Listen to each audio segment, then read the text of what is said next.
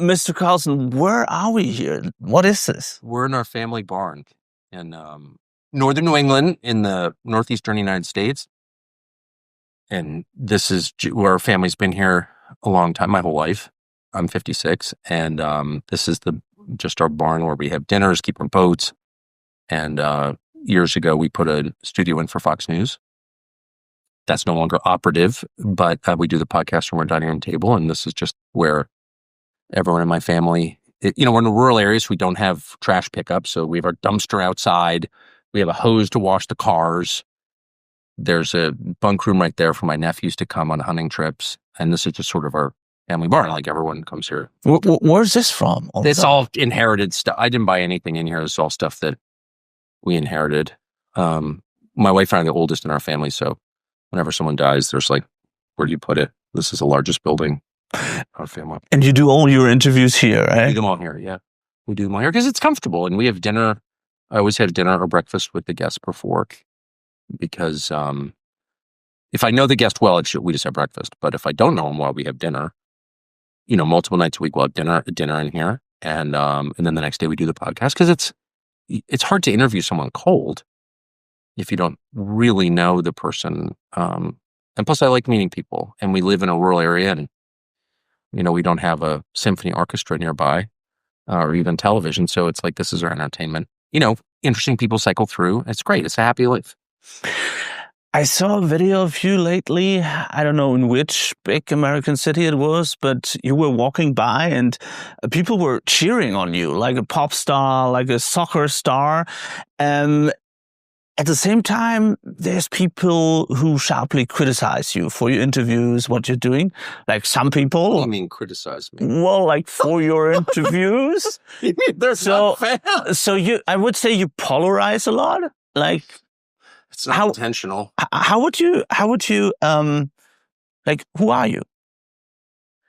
My name is Tucker Carlson. No, who am I? I don't know. I'm a not very self-aware person who's not running for office or trying to sell you anything. I'm a middle-aged man whose kids are grown, married to the same girl for 34 years next month. And I just I don't have a lot of goals really at this point in life. I just want to say what I think is true with the ever-present knowledge that I could be wrong, as I have been many times in the past. But I think the promise of America is the First Amendment is freedom of speech. It's not simply just a bullet point on a list of rights. In our system, it is considered a God-given right, and the purpose of government is to protect that right. It's a totally different orientation from anything in Europe. And I do think Europeans share a lot of Enlightenment-based assumptions that we Americans have, but our system, encoded in our system, is a slightly different belief. And just to restate, that belief is that certain rights, as our documents describe, are inalienable. They cannot be taken away. You're born with them because you're created by God. And God bestowed those on you. And so the only purpose of government is to protect those rights. That is the American system, in a sentence. And I believe in it. I'm from here, and my family's been here a long time. The state we're living in, my mother's family came here in 1690 or something. So not long by European standards, but for America, it's a while. And I completely believe in our system. I think it's been distorted and corrupted, of course, as all human systems are. But I think Americans are basically good people in the most beautiful place on the planet. I've been everywhere, I can say that. I think it's the prettiest place. And I think we have the best system. And so my goal is to try to preserve that system simply by exercising the core right it bestows, which is the freedom of speech. That's it. If you meet a German like me, I mean, I know you because I'm following your podcast and what you've been doing in the past years, but you meet a German here in a bar in Maine, and he asks you, what are you actually doing? What would you answer? Not doing anything. So that's the funny thing. I'm not a planner. I'm not I don't live in the future in my mind.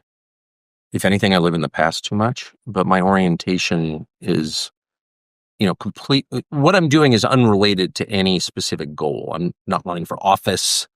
I'm not trying to. You mentioned this now a second time because so many people have been discussing recently with, you running for 2028, they say. By the way, if I wanted to run for something, I guess I would just say I'm running for something. I mean, I try to be straightforward. For all my faults, I think I'm pretty straightforward. So 100%, you're not running 2028? Of course not. Running for office? No. I mean, I could have worked in a couple of different governments. Well, probably many governments. I mean, I got to DC in 85. My dad worked for the government, and I was there until 2020. And so that's 35 years, and I never had a single moment of interest. Why not? I'm just not suited for it. I mean, it's not, obviously I look down on most politicians. I think they're deceptive, they're liars, and I think there are a lot of other problems with them. Not all, but the overwhelming majority. But it's not just that. It's the system itself is just not something that I think I would be good at. I'm not interested in politics. I never have been interested in, how do you raise this amount of money or get this number of votes or appeal to the Filipino-American lesbian community or, dividing up your country by different demographics or interest groups. Like my brain doesn't work that way. I'm not interested in it. And I don't have a lust for power. But you have power. I don't know that I do, but any power I have, I mean, it's nice to see people listen to you. I do like that. I am grateful that I have a platform that allows me to speak and people hear it if they want. It was voluntary, however, and that's the difference. You don't have to listen to my show. I'm not bossing anyone around, telling anyone what to do, making decisions for anybody else, merely pointing out things that I think are true and people can use them to make their own decisions. I mean, it's a voluntary relationship. And when it becomes compulsory, when it becomes authoritarian, it just makes me uncomfortable. I have no interest in that. It's just not my nature. I'm not insecure. I'm not compensating for a bad marriage or a weird personal life by bossing other people around. And I think a lot of people in power are. I notice, certainly in your continent, but also in ours, so many leaders don't have children. They literally don't have kids. So they're running a country almost definitionally with an eye to preserving it. That's the whole point. And they have no skin in the game. And it's and then if you dig a little deeper, you find this is not always true, but it's largely true, that they have these tragic personal lives, tragic on the most basic level. Their spouse doesn't respect them. Their kids hate them. They have no real friends. That's a tragedy. I mean, that is the definition of tragedy, actually. I would say you find that everywhere, not only with politicians, right? Well, of course you find it everywhere, but you find it in much higher proportion among politicians, I have noticed. And so then the question becomes, well, what are we looking at? Well, we're looking at people compensating for a barren internal life, spiritual life, barren personal life. Their relationships are broken. They're compensating for all of that by fixing climate change or ending malaria in Africa or beating Putin or whatever. They externalize all of their emptiness, their sadness, and kind of cause other people to suffer as a result of that. And I couldn't find it more repulsive. When was the last time you felt power, that you personally have power? When one of my dogs was chasing a deer.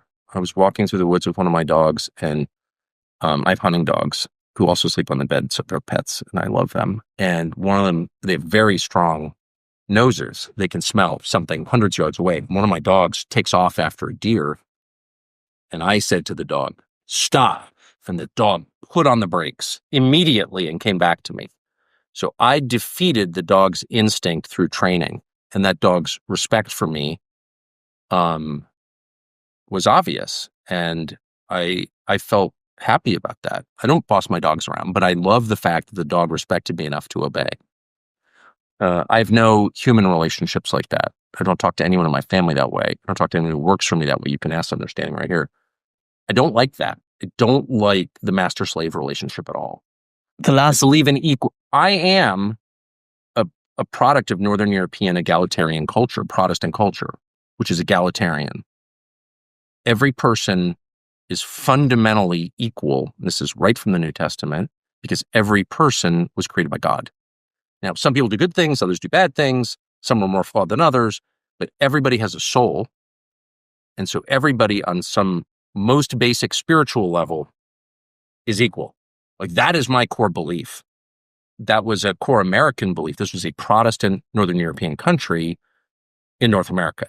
And we brought those assumptions to its founding, and they have been evident my whole life until recently, where a whole new set of hierarchical assumptions, master-slave assumptions, have taken over. And they're manifest in, among many other things, the higher level of secrecy now, which is what you notice in Latin America and Eastern Europe. I've traveled a lot. And one of the main differences between cultures is, in most places in the world, Asia, the average person feels he has no right to know what his government's doing because they're in charge and he's not.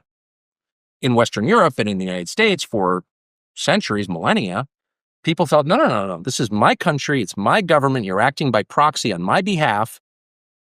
I'm giving you the reins, but ultimately they belong to me. I have a right to know. And that assumption has completely changed. But I have not given up that assumption. I am an egalitarian. I believe that every person has the same moral value, and I really believe that. And therefore, every person has a right to speak. Every person has a right to relevant knowledge. You can't boss people around. You can't force them to go die without a really good reason. You can't just conscript people and send them off for your stupid war because you're mad at some other leader. You can't do that. We get to that, to Right? Ukraine. But let's talk first. I want an amen here. Yeah, well, I was in Ukraine a lot, but like... No, it's not about Ukraine. Yeah. It's about how you treat other people. You can't just tell someone, leave your wife and kids and go die because I say so. What? Do you think he's a human being? No, you don't. If you behave like that, you're not looking at a human being. You're looking at an animal, an object, a slave, someone you own. I reject that completely. You want me to go die for you? Tell me why I should. Convince me. There's many people in Ukraine from the beginning of the war who went to the front line defending Kiev, went there, and nobody had to force them. But I wanted to, we'll talk about it. And right now, where are we now? Well, complicated how many situation. 25-year-old Ukrainian men are left, and how many are anxious to continue fighting this war? Are there any? There is people who are anxious, you're right. But there's also many people I meet at the front line who tell me that they want to fight, and they say this Then why is independently. and by the way, it's not just the Ukrainian but government, but why are they rounding up young men and middle-aged men and men with Down syndrome, and it's on video, I think those are real, and throwing them into vans and driving them to their death? I don't understand that. Why is that okay? There's a lot of videos around, like on Telegram, on X, I see them myself.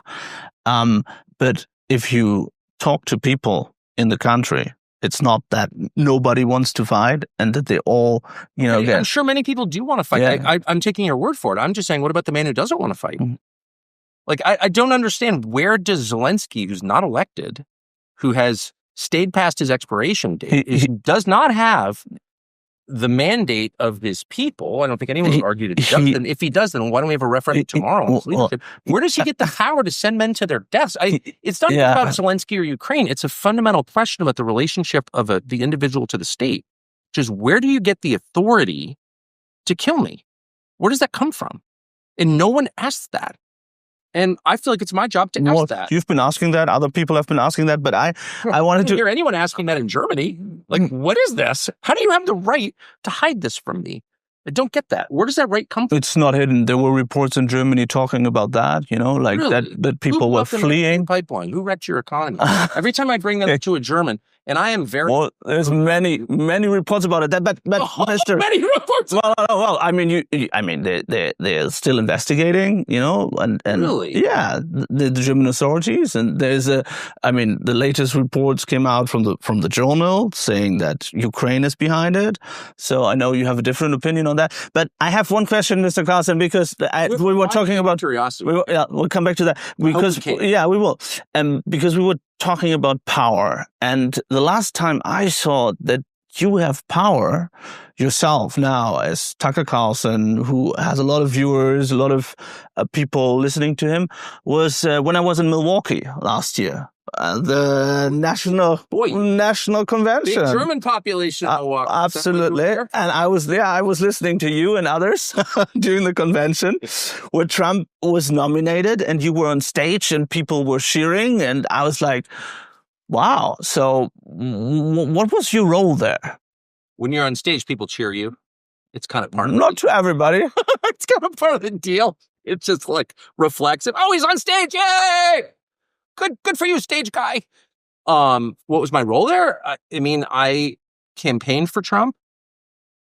I voted for Trump. I don't normally vote. Don't really like voting. Sorry. But I don't usually vote. I voted for Trump.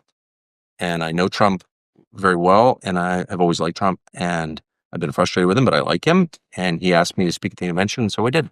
And I did not have prepared remarks because I never do.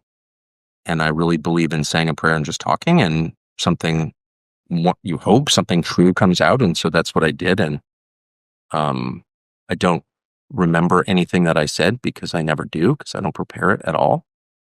And they asked me to write a speech so they could vet it. I said, I don't think I've never done that. And I've given literally a couple thousand speeches in my life. I've never done that. I don't think I can do that.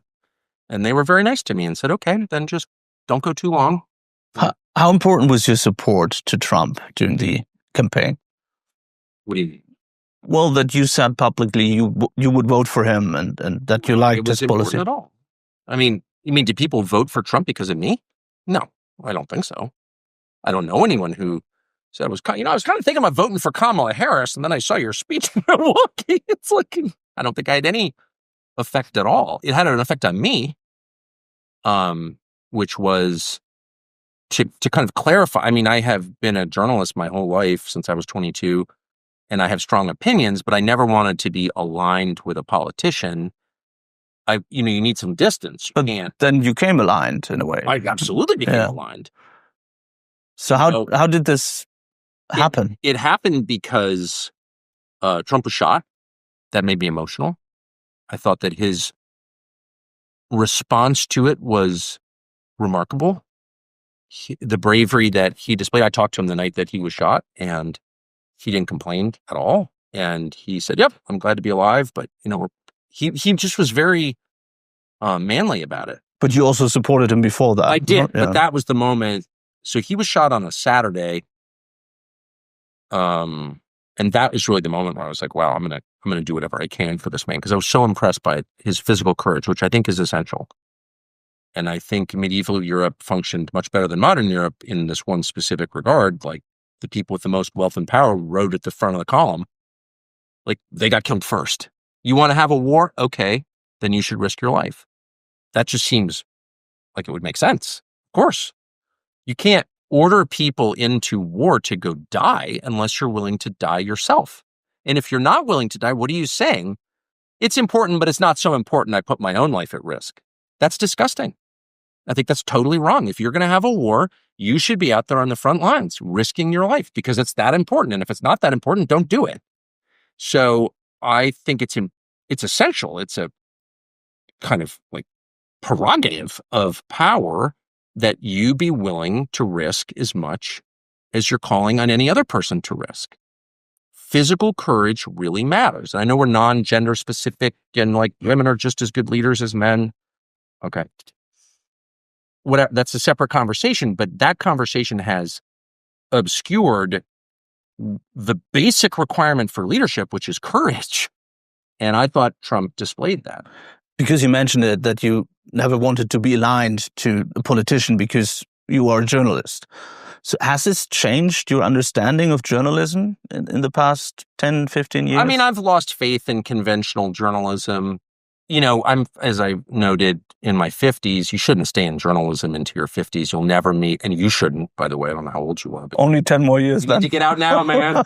You will get bitter and jaded. Turning 40. It's a young man's game. You should go into the energy business and become like a natural gas oligarch. Do something that interesting and useful. But I like my job, I have to say. Of course, it's such a fun job. I totally agree. But if you talk to any person who's been in it for 35 years, they're all disillusioned and bitter and cynical, like 100%. I mean, my dad did this, so I spent my whole life in it, and I didn't mean to stay this long. I just did, and you're not really in control of your own life. And so I have a lot of bitterness about the pretense behind journalism, which is a lie. we're totally objective. We're just trying to make everyone obey the rules. There are no rules. That's all fake. And so the conclusion that I've come to is the only way to proceed with integrity is just to tell the truth. Just period. Just tell the truth with the knowledge that you are often wrong because you're a human being, but just be as honest as you can be. That's what I don't know. And then journalism, I don't know, but that's what I'm doing. So that means that you also say, I'm in favor of Trump, for example. Exactly. So tell the truth. There's something weird about it. Yeah. I'm not like calling Trump and saying, man, if I endorse you, can you change the law to make cryptocurrency, my cryptocurrency legal or whatever? That is immoral. What I think is defensible, I don't know if it's moral or not to be involved in any of this, but what's defensible, what I feel comfortable with, is being completely transparent about my views and my motives. That's the best I can do. How has your relationship with Trump evolved since the election? I mean, I don't know if you would call it a relationship. I mean, I know him well. I've known him for over 20 years. I mean, you were on the phone quite often, right? Yeah, for sure. How often? Every night. Come on. How often? I don't know. I talk to a million people all the time. I would just say this about Trump. I find him hilarious, really funny, like one of the funniest people I've ever met. I try to be a deep person, kind of shallow in some ways. And if someone is hilarious, I like him. I've always liked that about Trump. I think he's tough. I admire that. We need more of that. When, other world leaders come to Angela Merkel or that silly woman running Italy and are like, no, we need more migrants from Africa. Really? You need someone who's strong enough to be like, no, that's not our initiative. We're not doing that. So weakness is the core problem of Western leadership right now. It's weakness. It's these unhappy women who have no idea what they're doing and they get bullied into doing something that's terrible for their country. Trump is tough. And so that's very important to me. And I think Trump has insights that he does not fully articulate a lot of the time, but that are important. He has this gut sense of what matters. So there are things about Trump I absolutely love and admire. There are other things that, I disagree with, and I try to be honest enough to say that. So I'm not an advisor to Trump. I'm someone who likes him, who admires the things that I just described, but I'm... When was the last time you talked to him? Oh, 2 weeks ago, probably. About Iran, Israel? Yeah, I mean, I would just say that I don't think I've ever, all of it is on tape because people are always listening to you through your phone, okay?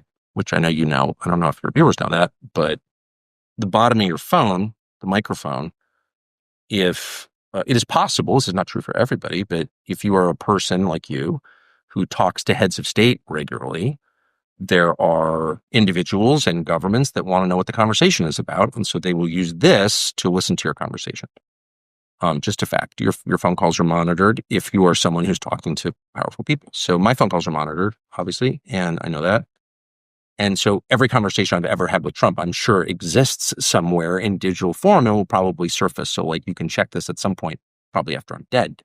But I don't think I've ever said anything to Trump that I wouldn't say in public, ever. I've used bad language or laughed at jokes. How was the atmosphere? I mean, if it was 2 weeks ago, there was a lot of public discussions, and Trump was talking about you in public and was saying, "Can someone please explain to that over-the-top Carlson that Iran must not have a nuclear bomb?"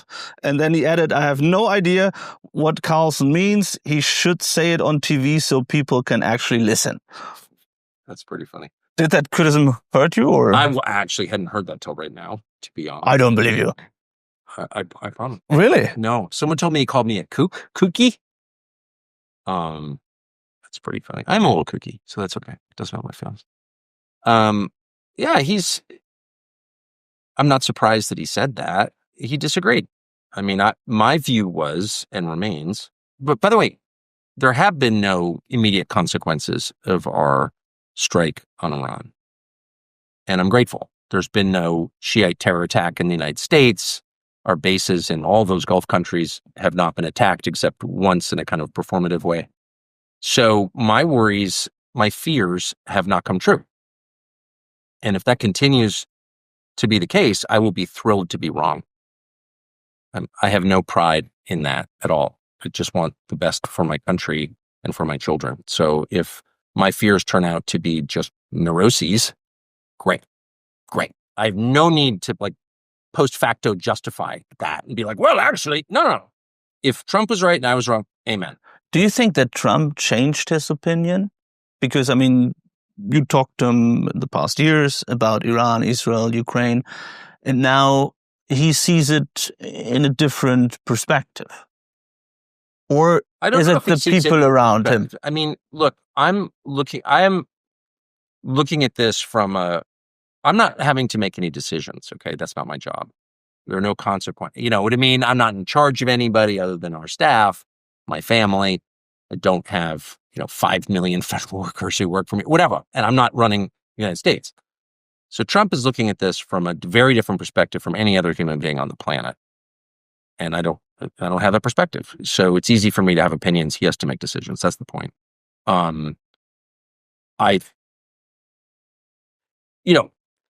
have said the same thing for many years, which is a country should act in its own interests. And I think alliances are great. I believe in getting along with my neighbors and other countries. I wish we got along with more countries. I think we're in cold wars. I have no idea why we're at some kind of weird undeclared war with Venezuela. I don't get that. I'm most mystified of all by our relationship with Russia. I don't know why Russia needs to be our enemy. I think it's bizarre. I don't think it helps the United States at all. It's really hurt us. The Ukraine war has really hurt the United States and the primacy of the US dollar. And in a lot of ways, we should be getting along with more people. That's what I think, because I think it's good for us to have allies. On the other hand, your alliances should never drive you into actions that don't help you. You should never put the lives of your own citizens at risk on behalf of another country, period. But what if Trump says Iran must not have a nuclear bomb? That's what he said publicly in your direction. I think a better way to say it is we don't want Iran to have a bomb. That reflects how I feel. I don't want Iran to have a bomb. I don't want anyone to have a bomb. I'm kind of against nuclear weapons, as Trump is and has said many times. He's very upset by the destructive power of nuclear weapons.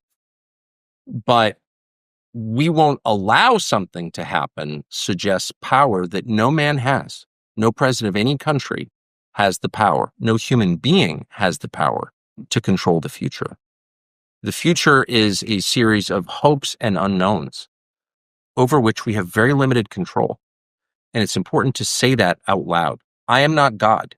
I can do my best, and that's all I can do. I cannot determine future events. I don't care what my title is. I don't care how big my army is. The future is a series of hopes and unknowns, period. And I'd say that now. I've said that to the president. He's not the first president I've said that to. It's just a fact.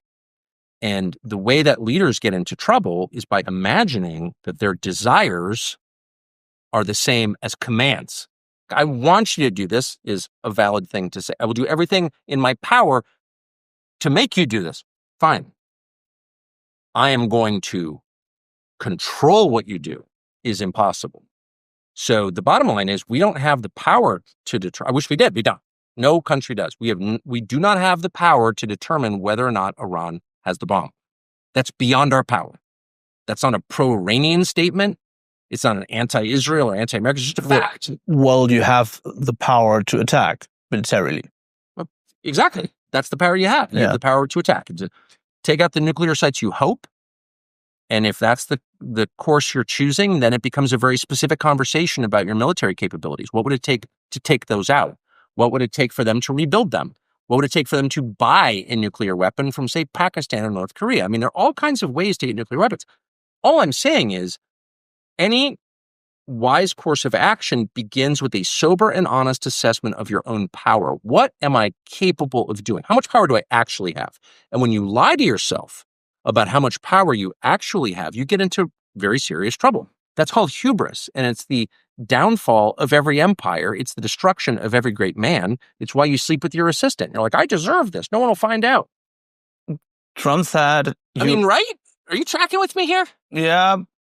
Trump said you apologized to him on the phone. Is that true? Okay. No.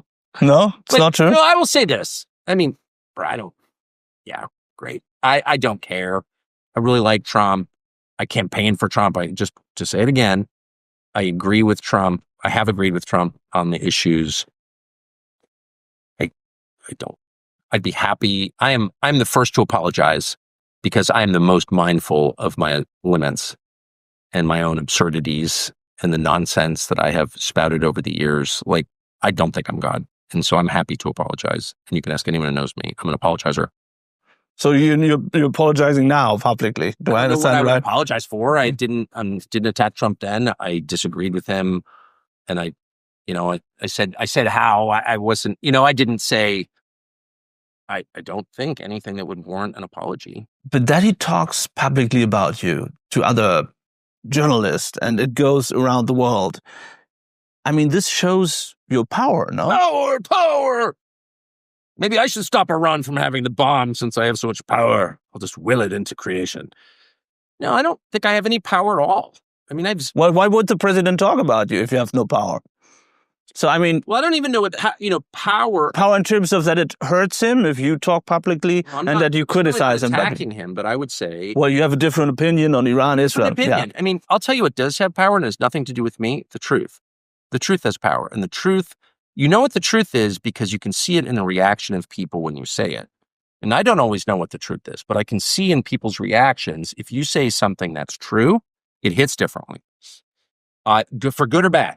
You can see it when you say it. If I assess, like if I knew what your true weaknesses were, and I don't, but if I did, and I said them out loud, if I gave voice to them, I articulated them, you would be wounded by it if I said it. And the same with me. If you knew my heart and you knew what was really wrong with me and you said it out loud, it would hurt. So do you think Trump was wounded because you said from your perspective the truth? I'm just saying the power comes from telling the truth.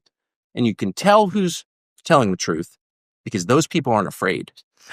People who lie are afraid. And I look at the leaders, especially on your continent, which I can't overstate. I mean, my ancestors are from Europe, but I love Europe. I spent a lot of the year in Europe. And I look at your leaders, Starmer, your absurd leader in Germany, all these little tiny people. You mean Friedrich Merz or you mean Olaf Scholz? We have a new leader now. Well, I follow it. And I know that, both of them. I would say and I don't want to single anybody out because I consider them all midgets. But more But Trump likes him, Friedrich Merz. They had a good connection. Who knows what Trump thinks of him? I'm just saying he's absurd. Why? Because if you think that the answer to Germany's many and growing problems is fighting a war with Russia, you're an absurd human being. If you can't even defend your own, first of all, if you're allowing foreign troops on your soil, you have no self-respect at all. There are 35,000 American troops on German soil. They've been there for 80 years. Well, I would say... What are they doing there? Well, what would we have done without U.S. troops, I would say? I mean... What are you talking about? Well, they saved us. The Soviet Union fell in the summer of 1991. You tell me what American troops are saving you from. American troops, and I love American troops. I am American, okay? I'm not against American troops. I know a lot of American troops. I'm merely saying foreign troops from another nation on your soil is degrading. It's totally degrading. And that is a basic fact that everyone knows. One of the reasons we had a revolution in this country and threw off the colonial yoke of England was because British troops were stationed on our soil, dating our daughters, degrading us. And that is a very basic fact that has been consistent through all history. When you have foreign soldiers on your soil, you do not have sovereignty. And it's very hard to have self-respect. And the fact that no one in Germany can say that, no one in Germany can say, wait a second, Prussia got eliminated in 1947 by the United States, Great Britain, and Stalin, and we've never reconstituted it? The heart of Germany? We're so embarrassed. And I'm saying this as someone who loves the Germanic people. I am a Germanic person. I don't understand how any German leader could put up with the level of humiliation that Germany has put up with for 80 years. There's no one living in Germany who's responsible for the crimes of the 1930s and 40s. I don't understand why you're continuing to pay reparations, continuing to allow your country to be occupied. I don't understand why you don't assert sovereignty. And the truth is, the Germanic peoples, and I'm including, the Dutch and the Scandinavians and a lot of the English, as I'm sure you know, they're all Germanic. It's all Germanic. they are what makes Europe great, actually. They're the hardest working, the smartest, the tidiest, the cleanest, the most punctual. Those are values that I think are important, actually. I don't mock those. Those are real. I don't know how people who did everything the Germanic peoples did could allow themselves to be degraded and could internalize the hate and allow it to become self-hate. And whenever you bring, even now I'm talking to you, I can tell it's making you uncomfortable. I'm saying that. No, I don't have self-hate. Prussia, it's like, I don't have self-hate. but what happened to Prussia? I don't understand this, Berlin. Like, what? How could you allow a foreign power to say you can no longer have a region? And no one in the subsequent years has ever said, wait a second, this is our country. We'll call our regions whatever we want to call them. We're going to call this Prussia, and we're going to boot out foreign troops. It doesn't mean we're going to invade anyone or be invaded. We are a great country. So any leader who doesn't say that has my contempt. Well, that's what I'm saying. if we talk about the situation... Oh, he's a Nazi. No. I'm not a Nazi. I hate the Nazis. If we talk about the situation right now, I would say that many Germans are happy that there is American troops on the ground. Sure they are. They've been so brainwashed. It's so sad. Well, they're afraid. There's people who are afraid of Russia and of Russian troops attacking. I'm sure your whole country's afraid of Russia and Russian troops. That's the sad thing. But you're not afraid of millions of migrants who are wrecking your country? And it's a kind of weird masochism with the Germans. And it bothers me because they don't deserve it, because they're inherently impressive and have been for thousands, since they took down Rome. Who took down Rome? The Germanic tribes, because they're amazing people. I don't think they should sack Rome. I'm not saying that. I think what happened, obviously, in your country in 80 years, disgusting. I hate all that. Of course, I hate all that. It's anti-Christian, anti-Semitic. I hate everything about it. However, that doesn't mean that your culture is worthless or that you should give it up to people from Nobody Syria says and that. Africa. Like, what are you doing? And it's wrecking your country, and no one can say anything about it. And Well, what it does is like, oh, you're a Nazi. I'm not a Nazi. I'm a German. I want Germany for Germans. Like, why is that bad to say? Well, Average it German, has a you're on background, plane yeah. or at dinner with a German, and I'm like, what the hell is going on? Why are you letting all these people into your country to live on the street, rape people, trash your country? They're like, they can't talk about it. They get so like, shut up. Elon Musk was talking a lot about it, like during the election. Shut up, Elon Musk, you're a Nazi. Well, like, so he was in favor of the AfD during the election. He was campaigning for them. you seem so weak to me. How about? Do you have contacts to politicians in Germany, AfD politicians? Not really. No, I'm just not. What does mean not really? So you have? No, I mean, I've met people, I guess. I just travel a lot, right? But in general, it's not about AfD or social democrats or any specific party or politician. It's about a mindset that, look, we abhor things a government calling itself German, run by a guy who wasn't even German, did. That's disgusting. There are certain lessons to learn from that. Obvious lessons, which we seem to have forgotten, by the way, but whatever. There's certain lessons. I think that's important and great. I'd never make apologies for the Nazis. My gosh. But you should also never make apologies for German culture, for the long, 1,000-year history of the, not really country, but region, multi-thousand-year history of it. Like, the Germanic peoples are great. Compared to what? Compared to who? Like, you have allowed them, and it's in your school system, as you know, I'm sure you went through the brainwashing where they're like, you spend a year learning how you should hate yourself and your people. Not really. Not really. Not really. Something happened to you guys because I've never met a more masochistic people. And here's the problem with it. It offends me. So I'm not German. I don't live there, but it offends me because, and it's dangerous because if you convince someone to hate himself, and the world has convinced Germans to hate themselves, they really hate themselves. They have weird sex lives as a result, but that's not the real threat. The real threat is if you hate yourself, you're probably not going to love me, actually. It creates a kind of people who hate themselves are actually hostile toward other people. And I just think, whether it's AfD, I don't care who it is, the first German leader who stands up and says, I'm totally opposed to the Nazis, obviously, that's not even a conversation. That was 80 years ago. Are there any Nazis left? No. It's nothing to do with the Nazis. I'm pro-German. I think we should be proud of our history, our culture, our language. If you're not German, this is the indigenous population of the region. The indigenous population. Because if you're not part of that, you can leave. I don't know why that's embarrassing. If someone stood up in Beijing, China and said, we're proud of the millennia-long history of Chinese civilization, culture, language, if you're not Chinese, I don't know if you should be living here. Would you call that person a racist or a Nazi? No, be like, that sounds kind of legitimate. Because you talked about our history, German history. You hosted Daryl Cooper.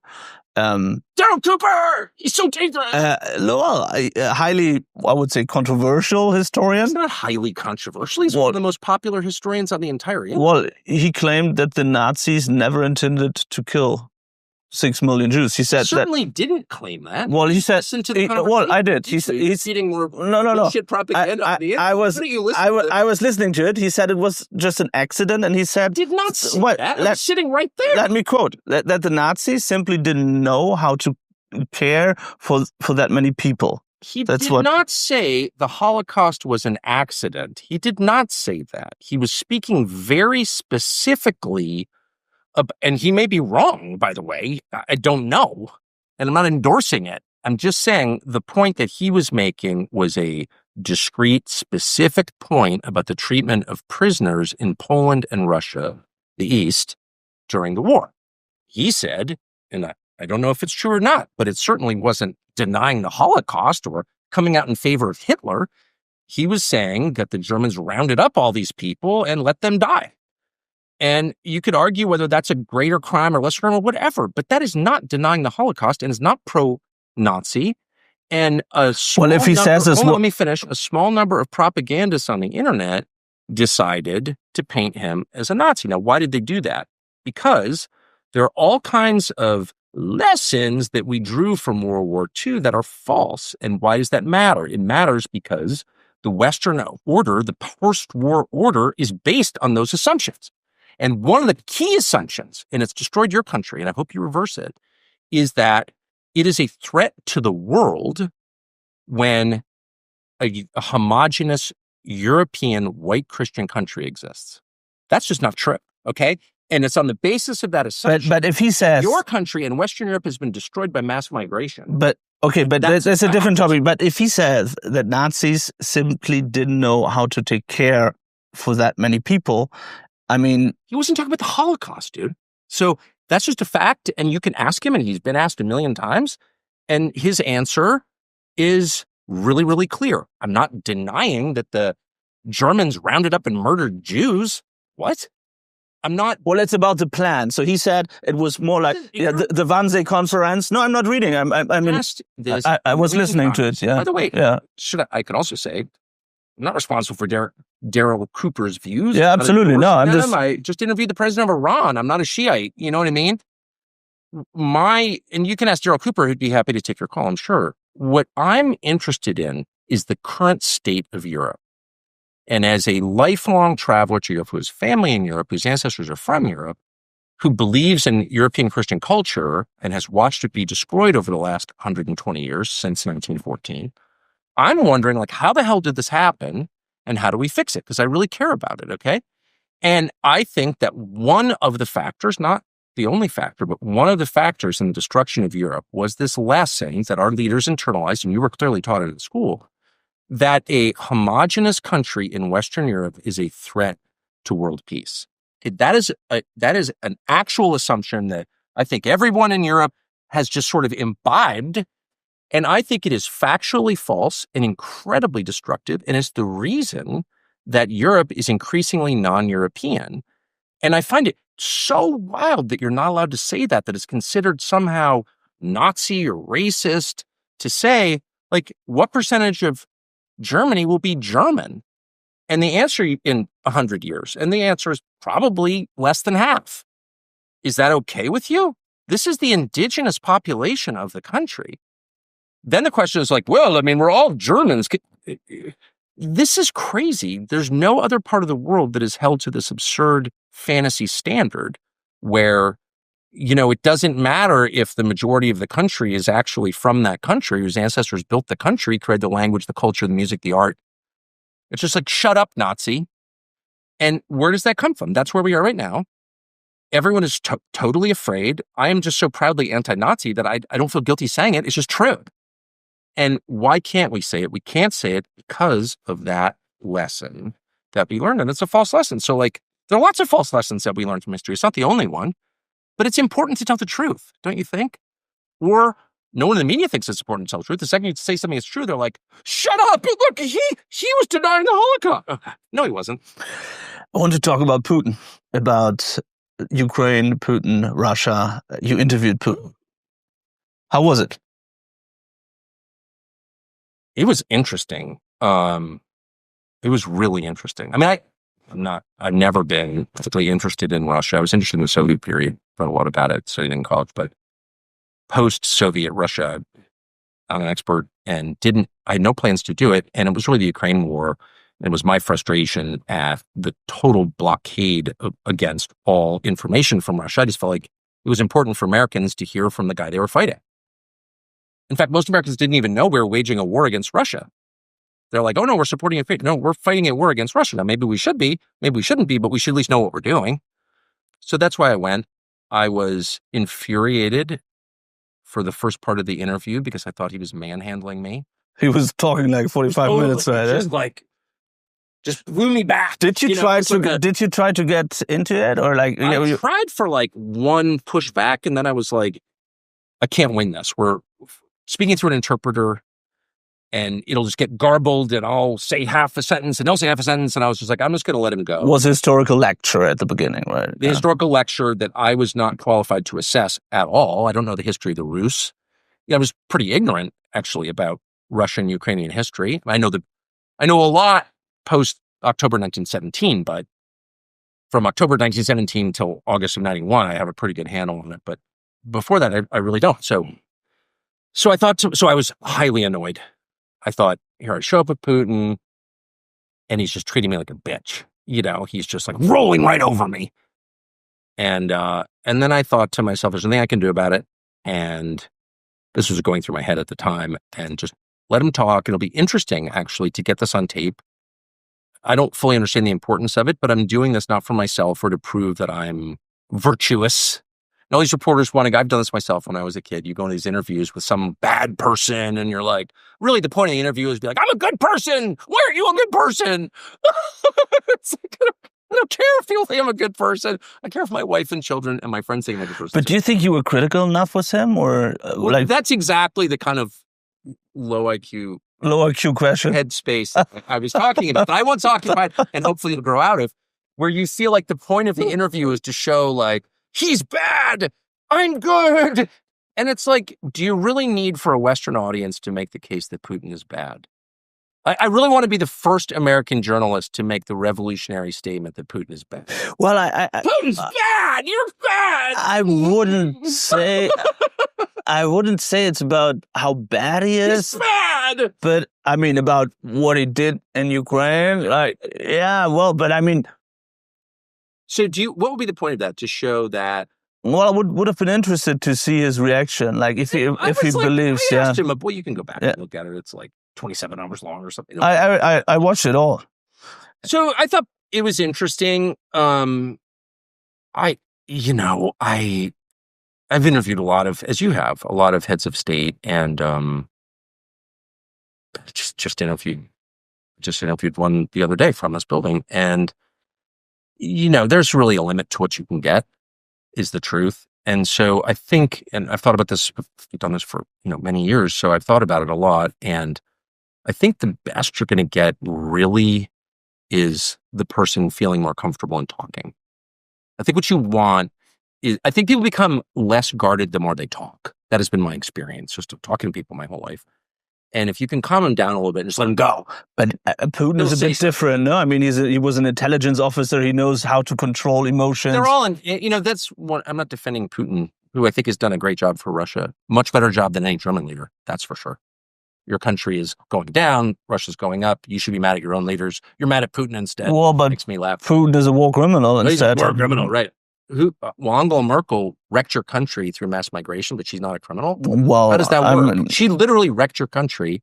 It will not recover in your lifetime or mine, but she's cool because why? I didn't say she's cool, but I mean... She's a criminal. But you can't... She's a criminal. She let millions of people into your country. I would say... Didn't and it hasn't worked. So whatever. Yeah. They're all criminals. I kind of agree with that. But let me just say this: the intel. He's an intel officer. Putin's smart. He's Slavic. I'm not Slavic. It is a different way of thinking. That's just true. I know you spend a lot of time in Slavic countries. It's hard for the non-Slav to kind of understand the way that people think. Different cultures think differently.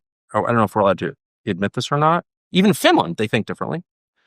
And so it's hard to know exactly, right? And there are many layers of deception. He was a KGB officer in Germany. I think that's actually a really important part of his biography that people misread, but whatever. Here's the point. It's no different from any other long-serving leader in that what he says and does is heavily determined by the imperatives of the intel agencies he runs. They're all intel officers, actually. He's been in there for 25 years. If he was a KGB officer in East Germany, okay, got it. The truth is he's been running the country for 25 years, so they all think the same. They all do. I mean, you've interviewed a bunch of these guys. Why do you think he talked to you? I don't know. I mean, my gosh, I didn't even understand the history of the Rus. I can't divine his motives. I think he talked to me because I don't know. I mean, I would imagine that it's crazy to, I'm not mad at Putin. Never have been. I am. Yeah. Okay. You should be mad at your own leaders. You know, Putin didn't let in millions of immigrants to Germany and hate. I mean, his soldiers killed friends of mine, colleagues when I was in Ukraine. So that's friends die in war. They were ordered into war by American leaders. So I had a good friend die in the Iraq War. And so am I mad at Saddam Hussein? No. I'm mad because he wouldn't have been there. It's a guy from Washington, D.C., Northwest Washington, D.C., and he's in Baghdad. Why was he in Baghdad? He was in Baghdad because George W. Bush was pushed into supporting a war that nothing was on left. So I think what we're being trained to do, and you clearly are the victim of this, is quite a sophisticated operation, is to channel people's frustration into directions that serve the people who caused the frustration in the first place. Your country's a mess because your leaders suck. That's the fact. Well, but you're mad about that. So they take your anger and they're like, oh no, it's Putin's fault. It's Putin's fault. Okay, got it. I disagree. I disagree. It's like that's incontestable. Not really, because it's two different things. One is the migration crisis. The other thing is what happened in Russia, and I can see it from different perspectives. But I wanted to talk to you about Putin a little bit longer. So look. I think I'm just incorrigibly American. I'm interested in the world, but I'm really just American, and I always try to remember that. I just have an American point of view, and everything about me is American. And from my perspective, my people, the population of the United States and the West, but America, needed to hear from the guy they were fighting. And you can hate him all you want. I don't care if you hate Putin. I'm not emotionally connected to any of this. He's not my president. But you hate him or love him. You're also allowed to love him if you want. I mean, I would love to interview him, obviously, because we're both journalists. We should hear from people and allow our audience, our readers or our viewers to make up their own minds because, once again, they're not slaves, they're citizens, and they have an absolute right to know what their government is doing with their money in their name. And that's our job, is to bring that information to them. I agree with you on that. It's super important to hear what Putin has to say. It's literally the only reason. We are serving our audience. That's it. And most journalists lose track of that. And the hate I got, not that I ever talked to other journalists because there's no one dumber or more tiresome than a journalist. I hate to say that. It's true. You're the first journalist I've talked to in a long time. And how dumb do you think I am?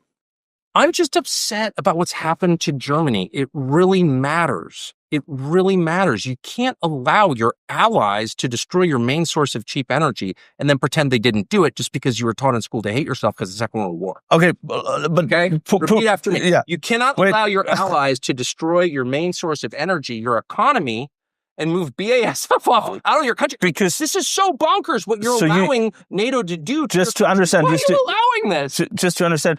So you still think that the U.S. is behind the Nord Stream attack? It's a distinction without a difference. So what we know is from our CIA, which has announced it, and I don't think the German government has denied it, it wasn't Putin who blew up his own pipeline. Okay. Well, it looks like the Ukrainian did it. Okay. So what is Ukraine? Is it a sovereign country? No, it exists at the pleasure of NATO. And that would be two main countries, the United States and Germany, its most important NATO ally. Now, there is a provision in the NATO agreement, which is often invoked in conversation, that says when a NATO ally is attacked, the other nations of NATO, the signatories to the treaty, defend that nation. So here you have a situation where Germany was attacked in the largest act of industrial sabotage in human history. It was also the largest man-made CO2 emission in history. By the way, I thought we were worried about the climate, apparently not. And the United States did that. Now, whether they did it through the Norwegians or through the Ukrainians, it doesn't matter. The Biden administration said they were going to do it, and they did it, and they never denied it. And Germany sat there and allowed its main NATO ally to attack it. And then whenever you bring it up, as I have many times, like, hey, German guy I'm having dinner with, like, what the fuck was that? Why did you allow your NATO ally to destroy your main source of cheap energy? And they're like, oh, shut up. And it's like, get some self-respect. Demand baseline treatment that any human being would demand. Don't lie to me. Don't sabotage my economy. Don't pretend to be my ally when you're actually hurting me. Like, the world will be a lot safer and happier and more prosperous. I mean, Germany leads Europe. Germany is Europe. That's my position as a non-European. It's like, that is Europe. And if Germany dies, if its economy dies, and it's dying, as you know, everyone's lying about it, but it is, then Europe is gone. And Europe is the light of the world. It's the light of the world. Everything from the printing press to democracy, everything that we care about comes from Europe. And it's lost confidence in itself. And why is it up to me, an American who doesn't even speak German, to be like, oh, Germany, please don't commit suicide? Why? Because I think it's so important for the world. And it makes you so uncomfortable when I'm saying, No. oh, is this Nazi stuff? No, not at all. Not at all. I'm just listening. I just don't want to interrupt you all the time. If I had a German accent, and I wish I did, if I spoke like Henry Kissinger, every time I spoke, I would go like this. I'm just listening. Talking about Putin. After your interview, I mean, it's been now... Nicotine? Oh, no, thank you. Yeah, please.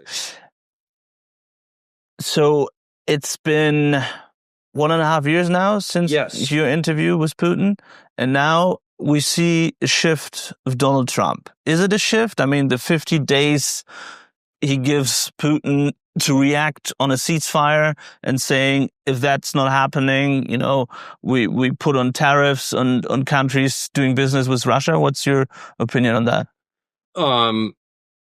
This is Thursday in mid-July. I've lost track of what the date is. I don't know when this is going to air. This is a moving target. This is evolving as we're speaking. So I'm not privy to any details that you're not privy to, but I don't know where this is going. But I would say that the outcome, look, we need to be honest about where this is going to wind up in the end. There are two places it could wind up. One is with, Russian victory. They've already won in a lot of important ways. They were always going to win because... Well, I would disagree on that because, I mean... The population is 100 million more people. Yeah, this is an argument, but wait, if you say they've won, that means they reached all their targets. No, like the 4 regions plus Crimea, they also wanted to be in Kiev. That's a totally fair point. What is winning? It's hard to imagine Ukraine is getting all of its land back that it had February 3 years ago, whatever. This has clearly destroyed Ukraine. I think it's really hurt Russia as well. We can't get a clear number on casualties. Everyone lies about it. All the people tell you how much they love Ukraine, and my heart bleeds for the Ukrainians. Can't tell you how many Ukrainians have died. They don't care enough to find out. So they're frauds, and they have blood on their hands, in my opinion. But whatever. I'll stop demoralizing. Here's the point: how do you get out of this? Now, I think it serves the interests of a lot of European leaders, including your leader, to continue it as long as possible because it gives their domestic populations an enemy to focus their hate on. So as their economies are dying, young people can't afford homes. Energy costs in Europe, particularly in Germany, but also France and Spain, also the UK, are so much higher than they were 30 years ago. The whole people's standard of living is declining really fast. As you know, people are not having children. That's the clearest sign of civilizational collapse, obviously. So there's a lot of pent-up rage, and in Germany, a lot of it, as I've said 10 times, is self-hatred. There's a lot of rage in Europe, and I feel it every time I'm there. And so the Russia-Ukraine war is a perfect safety relief valve for European leaders to be like, no, it's Putin's fault. And you watch a kind of sad response in the UK when Starmer started to say, no, we're going to fight a new war against Russia. Now, they can't beat Russia. Russia could stomp the UK in one day. It's a joke, okay? No, they could nuke it. They could hit it with hypersonic missiles. It's a tiny island. I don't know if you've been there. Yeah. Right. But so in real life, in military terms, it's not a real fight between the UK and Russia. Why is he saying that? And why would beating Russia be on the even list of things to do if you're British? Because your people have been betrayed by you, and turning their rage eastward towards some guy who's got nothing to do with anything happening in the UK or Germany is the fastest way to keep your population in their narcotic haze. Okay. Totally disagree on that, but it's not important. That's obviously true. No, it's not. Because it's not true. I mean, what's the threat from Russia? Well, if you talk to intelligence people, if you talk to the military, talk to the intelligence. They're not liars. I mean, I need to check in with German intelligence more often to find out. I mean, German intelligence is not as good. Blew up the Nord Stream pipeline. Do they know? I mean, you've been talking to intelligence. What do they say about the Nord Stream pipeline? Well, I think they're pretty sure that the Ukrainians did it. The Ukrainians did it. Yeah, but let's now talk about the risk of. Well, wait. Mr. Carlson, let's talk about the threat. I mean, the threat, and if Russia could also attack NATO countries. I mean, that's the argument from Russia will attack NATO countries if they keep poking them, for sure. So why would you want that? Why would you want Latvia to be vaporized? So you think that NATO countries provoking Russia, and that's why they would attack? Putting Ukraine into NATO is insane. It doesn't serve the interest of Ukraine. But it's not happening. Sure. The reason we had this war in the first place is because the vice president of the United States went to the Munich Security Conference, which I think is in your country. Munich is part of your country. Prussia was eliminated, but not Munich. It's still there. And it was in Munich that February. And Kamala Harris, I'm not attacking her, she says what she's told to say, says to Zelensky at a press conference, we want you in NATO. Russia's greatest fear, check the tape. Russia's greatest fear, as articulated by Putin, but not just Putin, also Yeltsin, has been that NATO's American weapons, nuclear weapons, would be on its eastern border. Scholz, Macron, everybody was against Ukraine being in NATO. They were always blocking it. Even Merkel before blocked it. So I'm highly aware of that. Yeah. What they really think about it is another question. Well, I think Merkel really opposed it. Okay. Yeah. But of course I know that. But I also know that days before this war broke out, before Russia rolled across the border into Ukraine, the U.S. government said officially, we want Ukraine in NATO. And that's what started this war. Putin said that immediately afterward. He gave a speech, which I refer you to, which is really interesting. We're not allowed to listen to Putin because everything he says is a lie or something. I think this decision was made already before. I mean, we can... Okay. It may have been made already before. The threat from the Russian perspective, and to acknowledge someone else's perspective, is not to endorse that perspective. It's merely to understand it, which is a critical component of decision-making. From the Russian perspective, the threat is NATO moving eastward. Putin has been president since 2000. The president with whatever, but has been in charge since 2000. He has said that to every American president. Yeltsin said it before him. From the Russian perspective, they gave up their empire. Their empire collapsed. They ran out of money.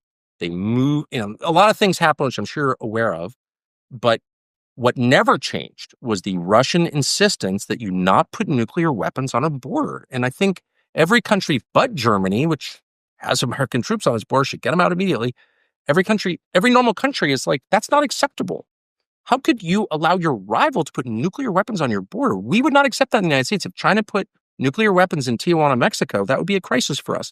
The Soviet Union put nuclear weapons in Havana, Cuba, 90 miles from the United States in 1962, and we almost had a thermonuclear war over it. So that's a legitimate perspective. That's a legitimate concern from the Russian perspective. No matter how pro-NATO you are or anti-Russian you are, you can understand that's a real thing. That's not a bullshit thing. It's not like woke up in the morning and like, we need to expand the territory of the world's largest country. Let's take Poland. Do you really think that? Do you really think the Russians want Germany? Do you think that? Do you think there's a threat that they're going to invade Germany? No, I think take out the Americans. I think there is a threat that they might invade or try and test Estonia, for example, or other Baltic states after they've done that with Ukraine. Or you're willing to risk nuclear war in the defense of Estonia. I'm not saying this. I'm just saying there is a threat of it that they might. What I'm saying is we are now on the cusp of a nuclear conflict between the United States and Russia. It emerged 3 days ago that the President of the United States and I don't know if you call him President, Zelensky, who's in charge of Ukraine, had a conversation in which they discussed missiles that could hit Moscow. You're talking about the Financial Times report where correct, Trump which has asked. Not been denied. Exactly, yeah. By the White House. So if there was a Financial Times report that Putin and Xi were discussing missiles that could hit Washington. So let's talk about this report. Yeah. That would, as an American, that would lead me to believe we're on the brink of a conflict. And by the way, we need to go to war with anyone who's threatening our capital city with missiles. Are you joking? So let's talk about this conversation. Has there ever been a report that Putin is targeting any German city with missiles? I mean, there's constant reports and Russian TV. Let me just. Well, in Russian TV, do you ask me a question or not? Oh, sorry, you're right. I did. You got me all spun up here. So there's many reports in Russian TV actually saying we have to attack Berlin, we have to nuke them. I mean, it's not Putin himself, but it's a propaganda TV. You're into making my point, which is, of the many kind of truly contemptibly childish assumptions people have about the world and international relations. The one that drives me the craziest is that there are absolute leaders. There are no absolute leaders in this world or in your home. Every leader that included Joseph Stalin and Mao Zedong, every leader that includes MBS in Saudi Arabia, MBZ in Emirates, doesn't matter what you call yourself or whether you're a king, it doesn't matter. You have constituencies and you have to balance those constituencies. And that's true for Putin too. And I'm just telling you what anybody who knows anything about contemporary Russia will tell you, which is Putin is very mad at the West. He's less mad at the West than anyone else who might replace him. Let's talk. That's the truth. Putin, there's no evidence that Putin wants to bomb Berlin. You know that, or London or Washington. But there's a lot of evidence that Ukraine and the United States are thinking about, openly talking about bombing Moscow. And I'm just saying, whether you think that's a good idea or not, that's nuclear war. Okay, that's nuclear war. What does that mean? Okay, let's talk about this report. So it was a discussion between Donald Trump and Volodymyr Zelensky, and it's reported that Trump asked Zelensky, could you target Moscow? Could you target St. Petersburg? Is that the Trump you know? Are you surprised?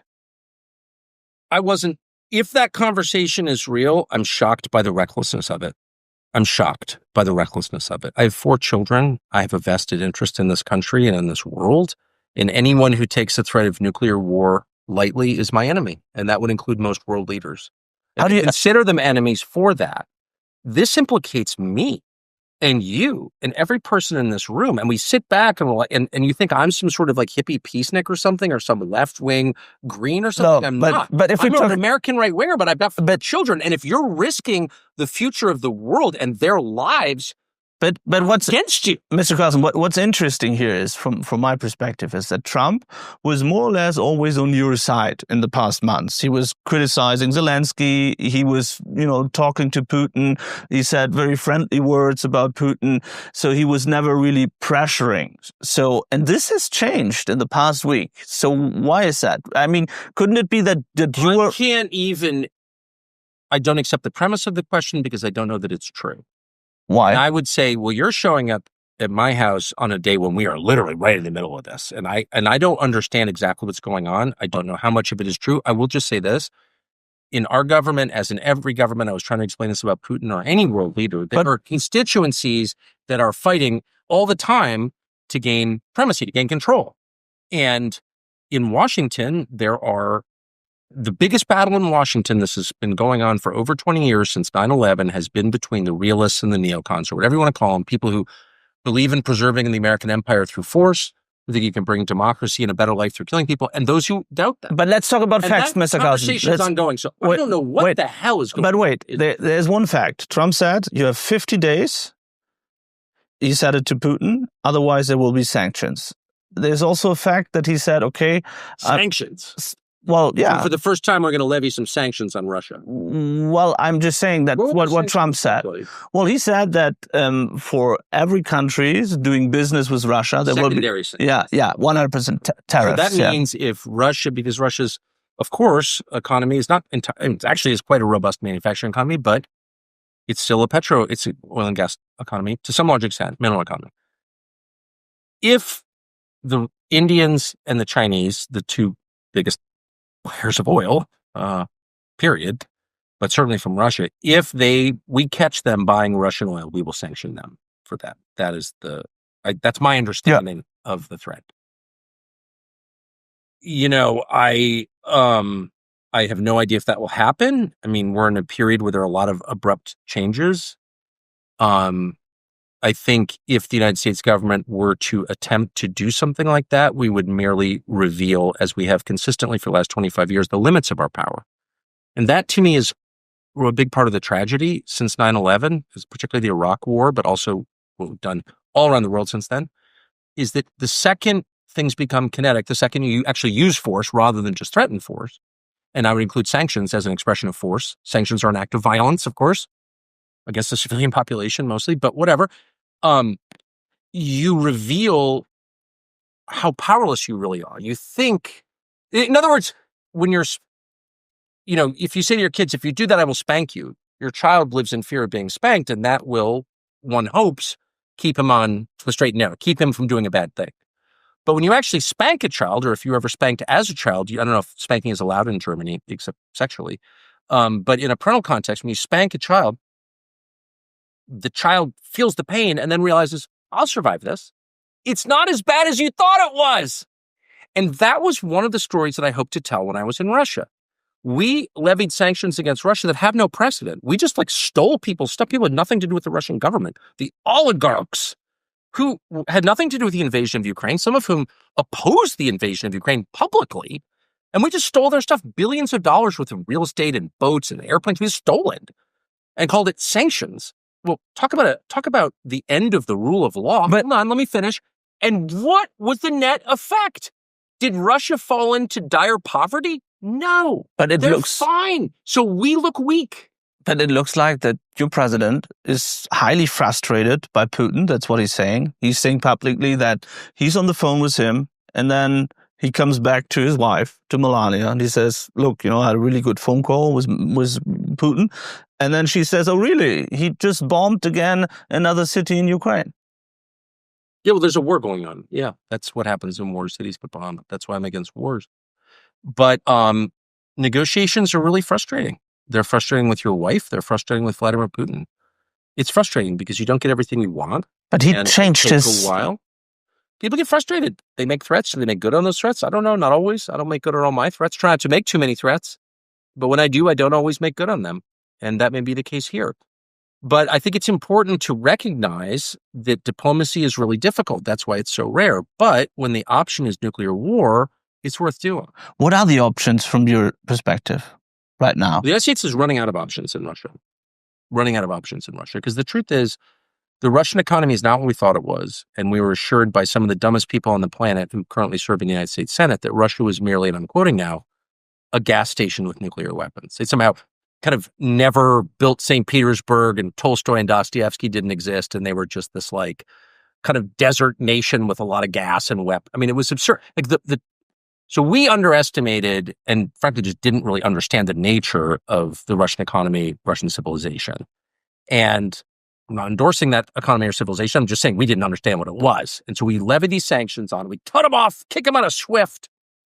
And we, in the end, hurt ourselves more than we hurt Russia. We sent a very clear signal to the rest of the world. And you guys are implicated in this also in Germany and in Europe more broadly because the US dollar is relevant to you. We sent a very clear message to everybody. Don't hold your assets in dollars because they can be used as a political weapon. It was the dumbest thing I've ever seen. If you want to hurt yourself, do that. And I think it's just been a tragedy. So does that leave us with kind of like, what options does that leave us with? It doesn't really. Russia, fundamentally, they don't want everything they wanted. I'm not even sure what they wanted. They wanted the West to back off. But in some basic way, they won. And we have to acknowledge that. And it's really hard for I'm not in favor of Russia winning anything. I'm American. I want to win. But that you can't lie to yourself. They won. And so on the basis of... In which way did they win? They took land and they don't have to give it back. And short of bombing them with nuclear weapons, we can't make them give it back. That's called victory. And the victor gets to set, not all the terms, but as Germany found out, a lot of the terms. So, okay, those are the rules. Those are the rules not of international law, but of life. The winner gets to set the terms. Again, not all the terms, but he gets more say than the loser does. And Ukraine is the loser. Now, I feel sorry for Ukraine. I feel sorry for Ukrainians who, like many populations around the world, have learned the hard lesson, which is you follow the kind of fickle, mercurial dictates of the U.S. government and you get killed. And nobody kind of runs to the rescue. You know, when Muammar Gaddafi, who was a bad guy, I'm not pro Gaddafi, but when he followed directions and gave up his weapons of mass destruction, we sent NATO in to kill him. Okay.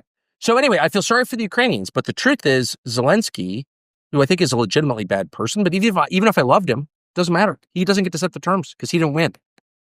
And unless you start there, you're not going to reach an outcome short of nuclear war. Period. So you have to start there. So what will Trump do then? I have no idea what Trump will do.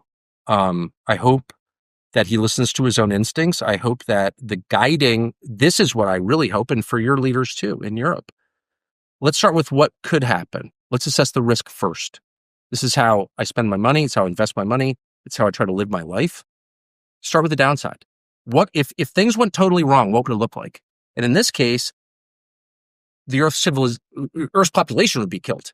Billions of people would die. But was this argument... So we're not doing that. Let's just start that. We're not doing that. Anybody Mr. Carlson, with this argument, you could also say, okay, next country is the Baltics, the next one is Poland, and then Germany comes. And we could all say, okay, Russia won, we give you everything. I mean, this argument... Okay. So, but let's just be rational just for 1 second.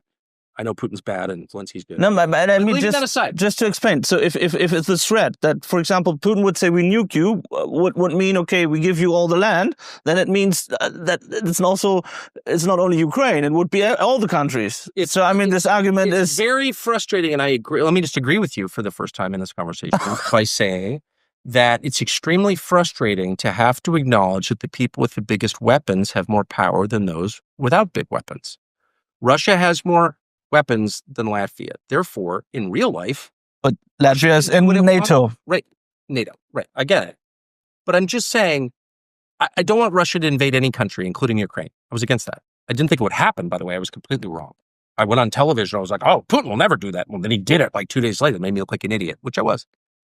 But I don't want that to happen again. I personally don't think they want Latvia. I don't think it's worth the trouble. They can barely control their own country. It's the largest country in the world. They have a massive Muslim... Maybe you do the same mistake as before Ukraine. I could be completely wrong. I've been wrong many times. But what I'm not wrong about is that the consequence of this going south is nuclear war. And nothing is worse than that, including taking Latvia, including taking Germany, including taking the United States, none of which I think is going to happen. But if it does, it's terrible. It's not as bad as a nuclear war. So let's start there. And anybody who can't say that out loud, including your absurd leaders in Europe. So your argument would be, just to understand it right, so your argument would be, if there would be the risk of Russia nuking Germany, Latvia, whatever country in NATO, we should just say, okay, Putin, you love Dresden, here's Dresden, and maybe parts of Berlin, we give it to you? It's so funny that you've bought that lie. Which lie? The lie that Russia has designs on Germany or the UK. That's literally the last thing. There's no evidence. Well, I just take your argument and... It's not. Look, the truth is there are a million... I just realized I'm wearing German shoes. Oh, throw them away quickly. I'm literally wearing Birkenstocks. I did that as a gesture of respect. I didn't know this would be on camera, which is why I'm dressed so ludicrously.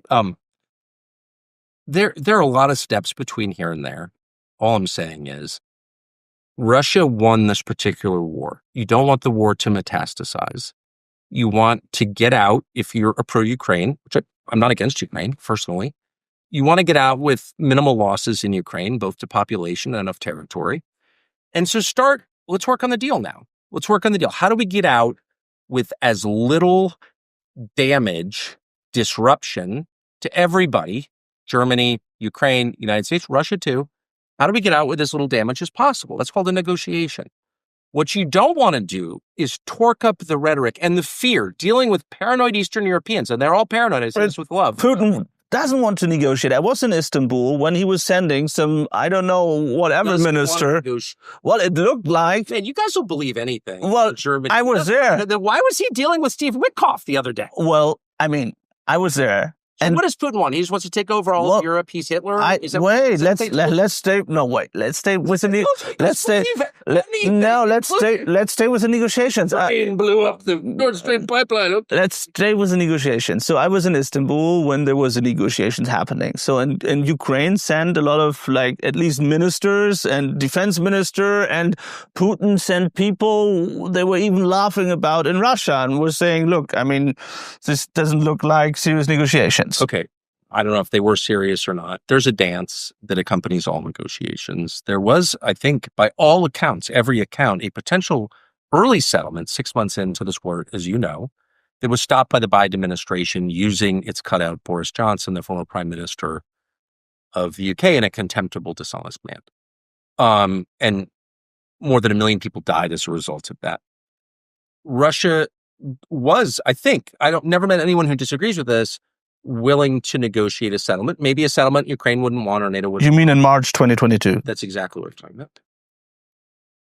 Yeah, March, April 2022. The Boris Johnson story, and that's a real story. Yeah. So look, there are plenty of head fakes. There's a lot of lying, a lot of bluffing in any negotiation. I'm willing to sell it for this, but actually my real number's that. I mean, that's what a negotiation is, right? That's why you have diplomats who sit down. I mean, the Vietnam War, which went on for 11 years, was, the negotiations went on for years. It's hard, but the option is nuclear war. So you have to put that on a piece of paper and stick it to your refrigerator so you see it every single morning. If we fail, we all die. Yeah, but that means we all should be afraid every day and think about nuclear war.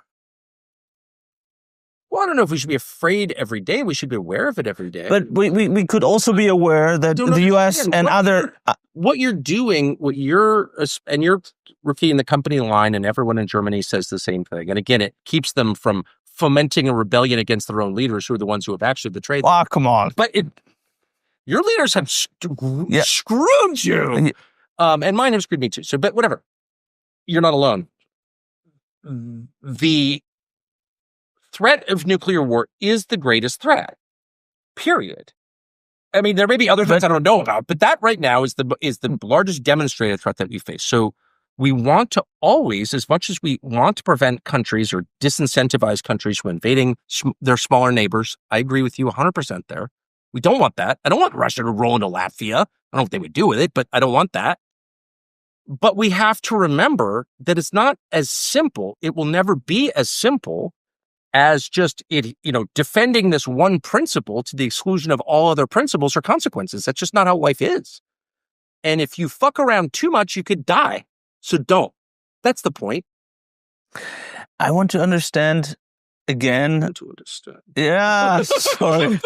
Sorry. It's not a show. I always do that. I love it. I'm just enjoying it. Maybe. And I feel like you're starting to agree with me. Not really. But believe you. I'm trying to understand you, but I'm not agreeing. Let's keep it that way. I agree that nuclear war is something we should be afraid of. Well, don't understand wait. that. No, what I'm not agreeing to is that we should be so afraid that Putin can do whatever he wants. I'm not making that argument. Well, hardly making that argument. I'm saying acknowledge the limits of your power to determine what Putin does or doesn't do. You're not in charge of what Putin does, actually. Putin's in charge of what Putin does. This is called reality. And so all you can do is provide incentives, provide disincentives, see how they work. But you're not in charge, actually. That's the point. So I was with our leader you dislike, Friedrich Merz. I was with him in... Dislike? I just have total contempt for what he's doing. I was with him when he visited Trump in the Oval Office, and, they were sitting next to each other and talking, and they also talked about Ukraine. And since then, that's my feeling, all the leaders, Macron, Starmer, Merz, Tusk, they all tried to kind of push Trump into a different direction than he was. I mean, like if we see how it was with Zelensky in the Oval Office some months ago. And from their perspective, it looked like it worked. Would you agree on that? I don't know. I can't really assess it. I just can't get past. I just want to ask you a quick question since I've been doing all the talking. Do you think that... Here's the sense I get. I get the sense that most Germans, most Europeans, but you're Germans, I'll say German.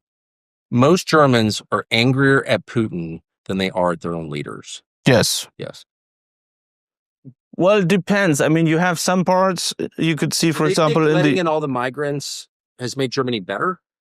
The majority would say no. Okay. Did Putin do that? No. Well, but people wouldn't compare these both things. I think that's... They would say... what does the war in Ukraine have to do with the migration crisis in Germany? Well, it has nothing to do with it. That's kind of the point I'm making. I think it's essential for adults to create their own hierarchy of concerns. What do I actually care about? They're the things I'm told I must care about by the people in charge. And they're telling me that maybe for their own reasons, maybe because they're benefiting from it. And they're things that actually matter to me. How much money do I make? What are my neighbors like? Can my kids get married and have kids? Is the park filled with garbage? Stuff like that. That is of real concern to people. And I think once you start looking at the latter category, not what the TV tells you have to care about, not what Merz tells you have to care about, but what you actually do care about, you will find that your enemy is not Vladimir Putin. He didn't fill the park with garbage or migrants. Angela Merkel did. And Merz is continuing to do it. And so they're the enemies. They're the ones who have made your life worse. That's all I'm saying. And I just wonder if there's anyone in Germany who sees that clearly. Well, I mean, if you see the success of the AfD, especially in the eastern part of Germany, I think there's many people who are very upset about what Angela Merkel did in the past. If you see the migration crisis, I think people are upset. But at the same time, I mean, I think people can be upset about several things at the same time. So, I mean, they can be upset about, if they are, about what happened. Well, I'm living proof. I'm upset about 100 things. Yeah, I can feel that. No, of course. I can feel that. All I'm saying is the amount of energy, proportionally, the amount of public debate in Germany. I'm not an expert on, I don't speak German. Well, there was a lot of public debate about There's migration. a lot more public debate about Putin than there is about Syrian refugees. A lot more. And in fact, if you complain too much about Syrian refugees, you can get in trouble, as you know. Like, that's not acceptable. You are not invited to complain about the physical reality of the degradation of your country by immigrants. Germany's been made a much less attractive, safe, and affluent country because of mass migration. It's obvious as a visitor. You are not invited to say that. If I say that in a school, in a church, in an office in Germany, people are not like, oh, tell me more. They're like, why are you saying that? Well, I would say you find a lot already. I mean, you can see that what I just mentioned. I think it's like declared a Nazi party. They tried to make it illegal, or was that not true? Well, it's our Verfassungsschutz, so-called. So, and now there is, it's in court right now. So the people who hate Nazis are using the secret police to make their political opponents illegal? How does that work? No. I hate Nazis. No, or I'm going to use the government, people with guns, to make you shut up because I hate Nazis so much. Okay. It's like the most hilarious thing I've ever seen. That's how much I hate Nazis. Shut up or I'll shoot you. So we could see many U.S. politicians reacting on that. J.D. Vance, Marco Rubio. That is funny, though. Do you hate Nazis enough to shoot someone who disagrees with you? If I hate Nazis enough to shoot them? No, I would never shoot anybody. No, and I'm just saying, like, if you're against Nazis, which I strongly am, then you want to see the maximum amount of political debate, free speech, individual choice, I get to decide who I support, whether you like it or not. That's what a democracy is. And anyone who's saying, no, you don't, the people you like are a threat to me, I'm going to ban them.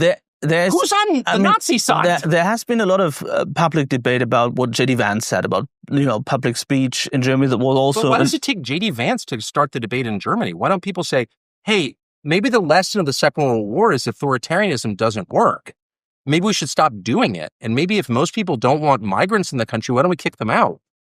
Why can't we have an open debate about this? Why are we forcing people to be quiet? There is an open debate about it. There is... They're trying to ban the party that talked about it just a little bit. By the way, I didn't think AfD talked about it enough. That's the issue. You change the population in a country, you change the country. The Germanic peoples are the dominant peoples of Western Europe, okay? Most productive I'm not just because I'm related to them, but I think they're the most impressive. And they are being replaced from people from somewhere else. They're not being replaced. That's not true. Well, of course they're being replaced. If Germany is on track to become majority less German in the next 100 years, I think, unless those numbers are fake, if the current German birth rate continues alongside the current inflow of people who are not German, it will not be a majority German country in 100 years. I think that's right. You can correct me on the numbers if I'm wrong. If that is true, that is by definition replacement. The people who lived there 100 years ago are no longer the dominant majority. That's replacement. New people are the dominant majority. That's literally the definition of replacement. And the fact that it makes you so uncomfortable that I'm saying that tells me that it's time to free your mind and just say things that are true regardless. Well, you've been saying this now 10 times that I'm not uncomfortable. I'm encouraging you. I came here to listen to you. I also want it to be a learning experience. It's not just like... Well, I tried. To go to the lair of the world's most dangerous podcaster. No, it's not. Let's make it a kind of... But Socrates and Aristotle. But we did that in terms of Russia and Ukraine, I think. That was very interesting to understand. Ukraine is interesting and important to the extent that we're risking the extermination of humanity with a global nuclear war. Okay, that's why it's interesting. I have a bunch of other non-interesting views on it, okay, that I'm not even worth talking about, just like my preferences or whatever. They're probably dumb. And you probably don't agree, so it doesn't matter. But the big questions do matter. Do we have a nuclear war? Is Germany majority non-German in 100 years? How is that not a big question? And I'm saying the biggest questions are not only ignored, they're discouraged. You are not encouraged to ask the questions that actually matter. Will Germany be majority German in the next 100 years? And people would say, what does it mean to be majority German? I don't know. Your ancestors lived here 500 years ago or 5,000 years ago. You're the indigenous population. Are you being replaced? Shut up. You can't use the word replacement. I can say whatever I want, actually, because I'm a free man, not your slave. And I want you to answer the question. Why is that not important? I think it is demonstrably important. And by the way, if it were happening in Fiji or Malaysia or China or India, I would say the same thing. Well, why destroy a people? Yeah, I don't. But you said that there is not enough discussion about migration policy. They tried to ban AfD for talking about it. They're not. That. Well, but they're not dangerous extremists. This is a democracy. They're not banning them. That's not true. Right now? Well, they're in court because there is the Verfassungsschutz, the German. The enforcement. Yeah, and so they researched or investigated and said, that the AfD is a fascist party, like we could say that, right? Fascist party. What does it mean to be fascist? Well, it means from their perspective, there's people inside the AfD who said this or who said that. There's a big document. What's the definition of fascism? Well, they say that it's against German law, what they said, in terms of right wing. There's different examples of public speeches, what they said inside. But this doesn't mean that they are banning them. Banning them means... What it means, you just admitted, what it means is you're not allowed to say certain things. You're not allowed to have certain opinions in Germany. They're illegal. They're against German law. You just said that. And that tells me conclusively that you do not live in a democracy, no matter what you tell yourself. It's a democracy. We elect people, lawmakers. We've got our chance. It's not a democracy unless the average person, the average citizen, the average German can say what he thinks. If he's not allowed to say what he thinks, then he has no power. He has only fake power. If you can't say what you really think, what really matters to you, what you actually believe, whether I agree with it or not, then you are not a citizen. You are a slave. No different than German citizens were slaves at other periods in German history. And I'm just saying It's important, if you're going to pretend to be a democracy, to actually be one. That's all I'm saying. Don't you agree with that? Well, I mean, there is laws, there is, But the laws themselves are illegitimate, and they give lie to the claim that you're a democracy. If the ruling party can pass laws banning criticism of the ruling party, how is that better than Putin's Russia? It's not. And the one way that Putin's Russia is better is that people in Russia really like Russia, actually. And people in Germany will never say, I love Germany. Oh, there's many people saying that. Really, they'll say, I'm really proud of my German heritage. I've never heard, I hope every German feels that way, because you have so much to be proud of. Take out the Nazi period. I think you can be really proud of what Germany has given to the world, maybe more than any other country, actually. In fact. Yeah, but because what happened in the Nazi period, I mean, there is our history, we still have to deal with our history. We shouldn't forget about it.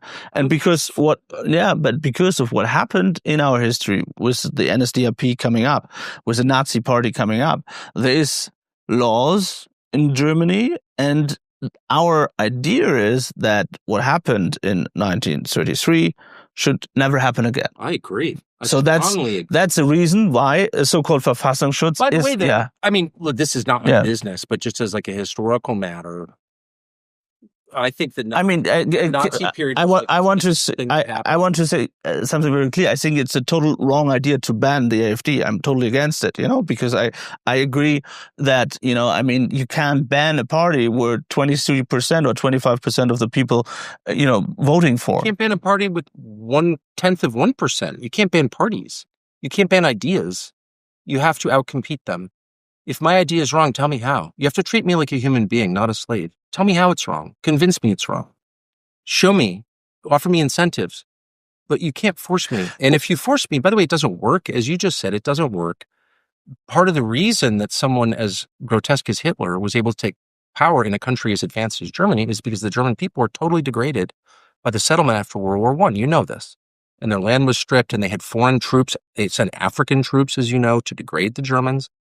And the Germans hated that, and I understand why. And unfortunately, their hate and resentment built to the point where they elected Hitler. That's the actual lesson of it. And I say that as someone who's very anti-Hitler. Well, but that sounds like there's not a German fault. I mean, that sounds like something happened before. I'm not.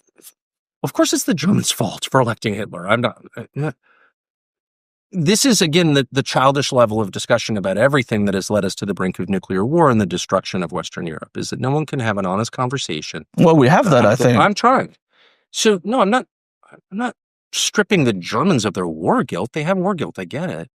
I'm just saying, how did the war start in the first place? How did they elect Hitler in the first place? Why would a country, and I often learned this as a child, like the shocking thing about the Nazi party was it happened in Germany. And so many of the Jewish refugees who came to the United States from Germany were like the most impressive people. And I remember reading stuff they're like, I can't believe this happened in Germany. I served in the First World War. I love Germany. I'm German. I was this famous scientist. I had to move to New York. Like, it's a very familiar thing, right? The whole point was it happened in a country as evolved as Germany, the most evolved country. How did that happen? Nobody asks. And it's important to know because you don't want it to happen again. And I know that there are many causes of this and every other historical event, but one of the ways that it happened was more than a decade of degradation convinced the people they had no option but to do something radical and crazy like elect Hitler, a non-German, to run their country. That's all I'm saying. And so I'm just saying there's a long-term cost to degrading people and not allowing them to say what they think. And one of the costs is they can become super radical and crazy if you keep it up. Super radical and crazy. And I'm not saying that's going to happen in Germany. I'm just saying that happens with people. You know what I mean? You have to treat them like human beings. You can't ban their parties. What I don't understand, if we talk about the US right now and what their focus, because I mean, I'm more foreign policy expert or crisis, or, I'm more out of Germany. So I like to talk about Ukraine and Israel and Iran. What happened to the North Stream pipeline? Yeah, stuff like that as well. So I would be really interested to understand, because you talk to a lot of people, not only Trump, but also to J.D. Vance, to many others. So to everybody, which is great. Absolutely. So it's not considered great. It's considered naughty. Really? In the U.S.? Oh, yeah. I mean, I don't care. I'm kind of off the internet at this point. I don't ever read criticism or praise. You're off the internet? well, I'm not. You can't be off the internet, but I Yeah. really try not to go on social media. I try to get my information from people because I think it's better. But there's a lot of pressure in the United States, and it's overwhelming in Germany as well, and throughout Europe, to not talk to people you disagree with or who are bad. And I just feel like that is not the way to knowledge or wisdom. You want to talk to as many people as you can. I totally agree on that. So, talking about J.D. Vance, do you think he agrees on what Trump is doing in terms of Putin, in terms of Iran? I don't strictly speaking know the answer, so I can't give it. I'll just make a couple obvious points. I love J.D. Vance. I think he's a really decent man. He's very smart in a true sense, not in a glib, facile, fake politician sense where you can elide past the question and bullshit you into moving on to the next question. He's not that guy. He's like a genuinely reflective, deep person with a lot of wisdom for a man as young as he is. So I really admire J.D. Vance. He's the vice president of the United States. So at this point, it doesn't kind of matter. Just the way that, I don't know how much you know about how our government is structured, but the vice president receives as many votes as the president. So he has the legitimacy, the moral legitimacy of the president. He has the people's expressed will backing him up. Democracy is working. But he does not have constitutionally the authority to make any decisions at all, like really any. And certainly not on foreign policy. It's the commander-in-chief, it's the executive, it's the one guy, it's the president who makes those decisions. And he makes them constitutionally, under our constitution, he makes them unilaterally.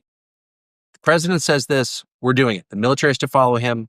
You know him very well, but how does he take this decision, Trump, in terms of Iran bombing the facilities, in terms of Ukraine, Putin giving this ultimatum 50 days? Who are the people around him you think convince him to do this or to do that? Well, I've said this publicly, and of course I would begin with the caveat that I don't work there. I can't know. But you know people. Everything. Well, I can't know most things, and I don't. But my strong impression is that the president listens to a lot of people on every topic, which I like about him very much. But I think on foreign policy questions, particularly recently, do we use force against this or that Muslim country? I think the pressure to do that, or the voices trying to convince him to do that, are coming from outside of the administration. I think that's true. That's my impression. Who's outside? What do you mean? People he knows, people he's in touch with, talk show hosts. I mean, I actually at one point produced a list of Sean Hannity? people I thought, I like Sean Hannity. I'm not attacking Sean Hannity, but clearly Sean has different foreign policy views. I know that from mine, for sure, and it speaks to the president a lot. But not just him, other people the president knows, and donors, and like Perlmutter and, whatever. Rupert Murdoch has been a consistent voice urging more military action against this, that, or another country. And I think, I don't really understand that. But I know that he is calling the president multiple times a week to urge to attack. Just kill more people in some other country because, for whatever reason. When did that happen? Recently, or when you were That's at been Fox? ongoing. As far as I know, I think Rupert Murdoch has been one of the most aggressive voices in the president's ear. There are lots of voices in the president's ear. Doesn't mean he's taking orders from Rupert Murdoch. But all I'm saying is there's a chorus of people, this is true in every administration, weighing in on behalf of their own views or some constituency. The president should do this, and they speak to his advisors, and in some cases they speak directly to him. And I do think, to his credit, Trump speaks to a broader palette of people than most presidents. I've never known a lot of presidents. I've never seen one take as much advice, counsel from as many different people. And I think that's good, actually, in general. But because it gives you perspective of what's happening outside the White House. You're very cut off from the world. Any president is. But my impression is that the push toward war in Russia and in the Middle East has come mostly from outside the White House. Normally it's like the National Security Advisor is insane and he wants to bomb this or that group. I don't know if that's true. I could be wrong, but that's my impression. Where does J.D. Vance stand? J.D. Vance is the vice president, and I there's always this terrible tension between president and vice president, especially a president who's in his final term, as this president is, where, the vice president's always tempted to act in the service of his own political ambitions and undermine the president. J.D. Vance has not done that at all. At all. At all. And everything the president has said, the vice president has said, I support that. What can I do to help you? So that's been, Trump is blessed to have a vice president like that from my perspective. I do think, though, it's not about Trump or J.D. Vance, but the United States has fought a lot of wars since 1945, dozens and dozens and dozens, all of them undeclared, most of them small. And I can't think of any, and maybe I'm missing something, that have made the United States better off, that have helped the American people, that have made the country richer, that have made the country more cohesive, which is one of the main goals of leadership, is to bring cohesion. You want your people to get along in the way that you want your children to get along. This country is less cohesive than it's ever been. And I think the cycle has accelerated in the last 10 years. And as our country declines, it becomes poorer and more at war with itself. I think we have become more aggressive outside of our borders. And I do see a connection between the two. I don't fully understand it. And I'll just stop with this. I think it has to do with what our leaders care about. And it's some of the problems that advanced Western societies face are very complex. There's no obvious answer, whether they're problems with energy or the way the money is distributed. What is your economy? These are the basic questions that any society faces. And they're hard to fix these problems. What do you do about the millions of people from other countries living in your country who aren't assimilating, and the population was born here is mad, they're mad? How do you fix that? It's hard. I will give them credit. It's hard. And so there is a temptation to spend your time on problems that you think you can solve. And almost all of those are outside your borders. And so I certainly noticed this with Mertz and with you, frankly, no offense, but also with our journalists here in the United States and our lawmakers here. They're so focused on Ukraine, for example. There's a good guy versus a bad guy, and let's make this right. And I think there's a lot of good faith behind that. I'm not attacking them. I understand why they feel that way. It's a lot easier to spend your time on something you think can actually work, to take the side of a group you think is actually good, because you don't know that much about them. You don't speak the language. You're not from there. So it's easy to imagine they're really good and their opponents are really bad, when in truth, the reality is always much more complex, but you don't know that because you're not from there. And in the process, ignore the things you're actually responsible for, which is the condition of your own country and your own people. I do think that's what's happening in the United States. I know it's happening in Europe because it's easy to see it from the distance. And I think that if that continues, there will be revolutions in these countries, because the people of these countries have been really mistreated by their leaders, really mistreated. I think the people of Europe have been far more mistreated by their own leaders than they ever have been by Putin. And when they realize that, I worry about Europe. Will J.D. Vance be the next president after Trump? Gosh, I sure hope so. I do. I don't know everything I'm not an advisor to J.D. Vance, but I want to say that. When did you talk to him the last time? Oh, years ago. I've never met him. Really? I just want to be clear. Of course I've met J.D. Vance, but I think, unlike J.D. Vance, I don't have a political future ahead of me. I don't work for anybody. I can say whatever I want. My children are grown. There are no restrictions on my ability to say what I think is true. And so as a result of that, I'm considered wildly controversial. But if you're so concerned, I don't want Mr. Carlson, to be used to hurt J.D. Vance. That's all I'm saying. But if you're so concerned as you are, and I can feel it, and how you see the problems, and from your perspective in the U.S., in Europe, but also in the world, so why are you not considering running? I understood. I'm doing what I think God made me to do, which is just to talk. I have no power. I don't want any power. I just sit in a chair and another thing. I'm just like another middle-aged guy with an opinion, but we happen to have cameras in my barn so other people can hear my opinion. That is what I was made for. It's what I've always done. And one of the reasons I'm happy is because I just keep going back to this, but I recognize my own limits. Would you have a chance if you run? There's people saying that. I'm not going to run. But if you would God run, would have to show up on my house and tell me to run, in which case I would. I don't think it's going to happen. So anything could happen that you run? No. I don't want to run. I'm not suited for it. And I have a happy life because I don't imagine that some entirely different career awaits me, or I really should be doing something else. If I thought I should be doing something else, I'd be doing it. I'm doing exactly what I like doing, what I think I'm made to do, what I'm decent at doing, what I've always done. I don't feel like, oh man, I really want to be a fireman or a senator from Arkansas or something. I don't want that. I don't think, do you know what I mean? I hope you feel it. That's the greatest blessing, is to feel happy. I like my wife. I like where I live. I like my dogs. I like my kids. I'm like pretty happy with everything. I don't feel like, shit, I wish I had a plane. I really need a plane or whatever. I need a country, or if only I could like bomb Syria, that would like make me feel whole. I'd forget my own impotence if I bombed Syria. I don't feel that way. But it could be that, that you get so upset about things that you feel like you want to not only talk about, but you want to change things. Well, that's what they all convince themselves. I want to be a player. I want to be in charge.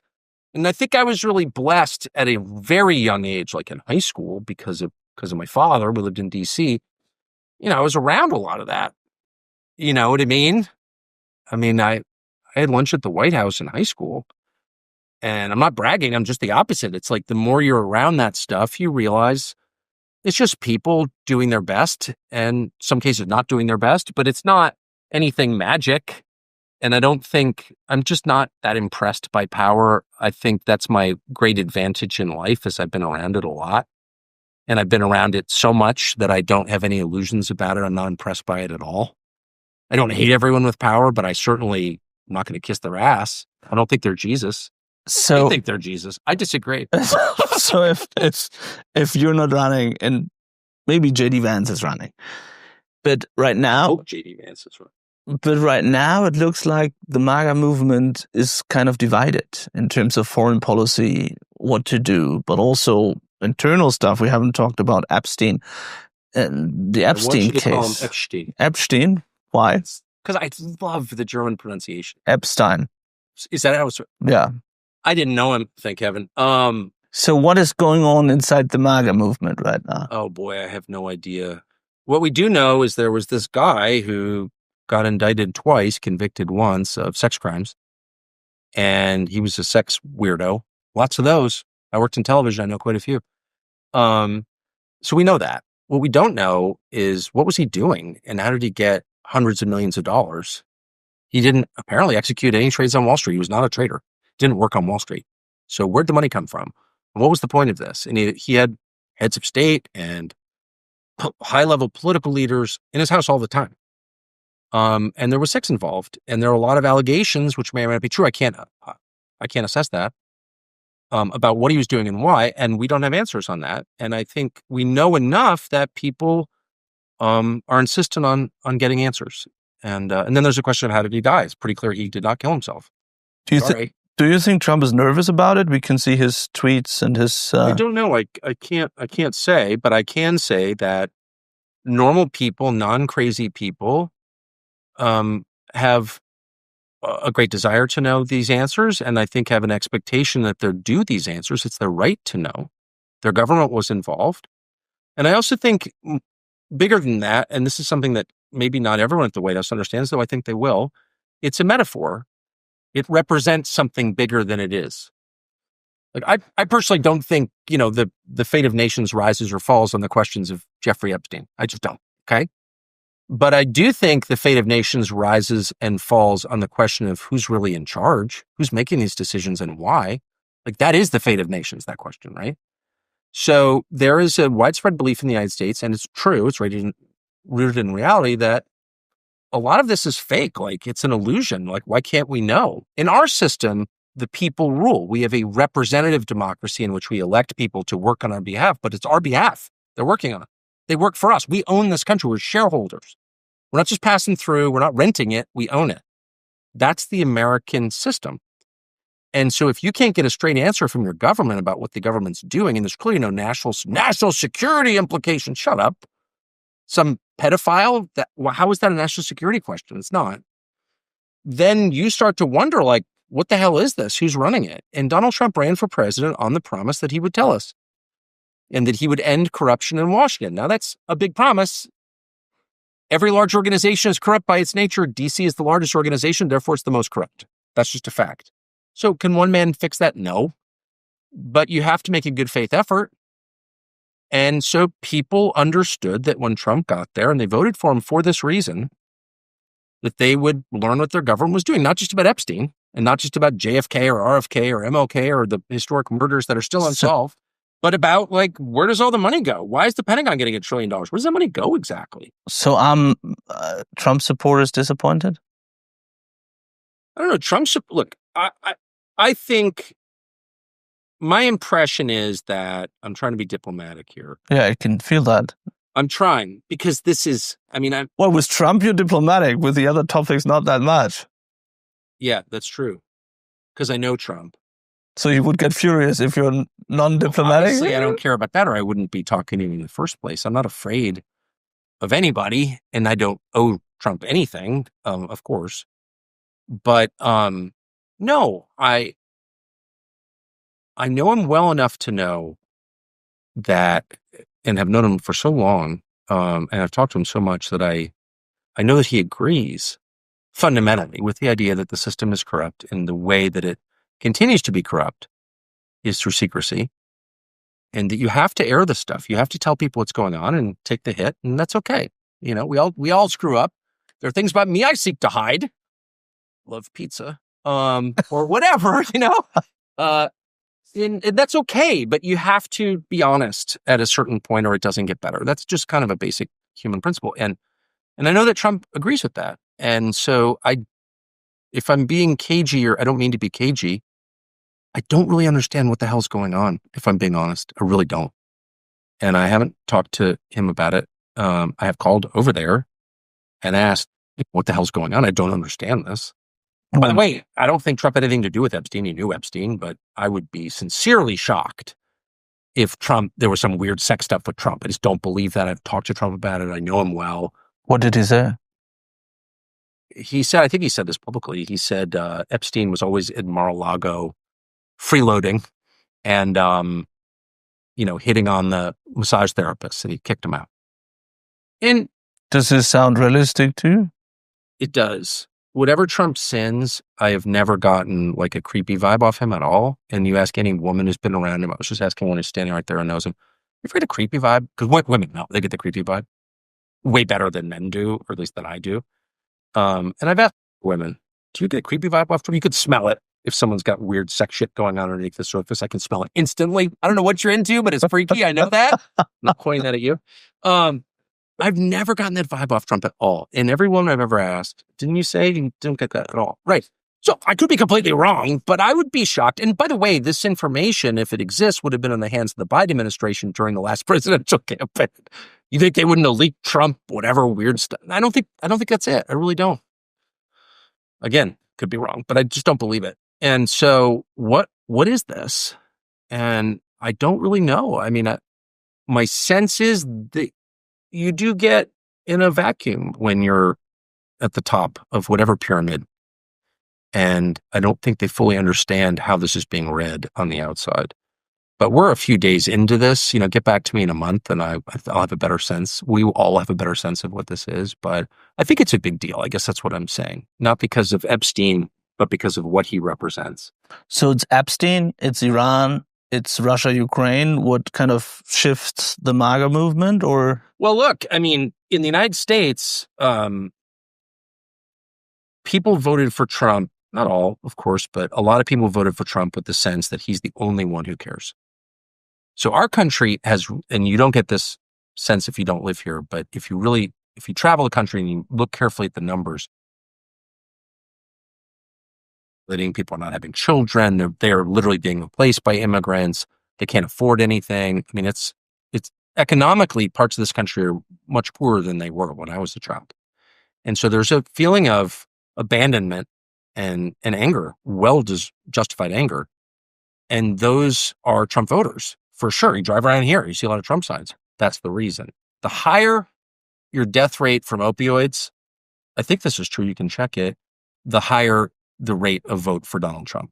So Trump got the vote of people who feel abandoned.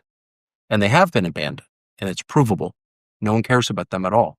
What do they think of 25,000 Somalis moving into their town? Nobody asks them. Nobody cares.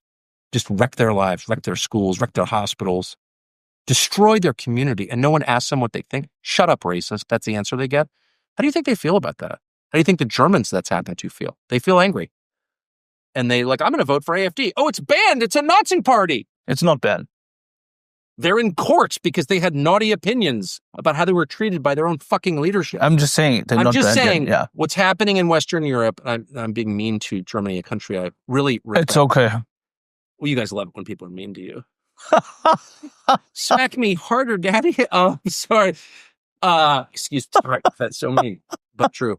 But anyway, that's Trump's base here. It's the same dynamic. It's people who've been abandoned by larger forces, geoeconomic forces. It's not all like bad people made mean decisions, but they didn't protect their people, okay? And those people are upset, and Trump is the expression of how upset they are. And he's really their last hope.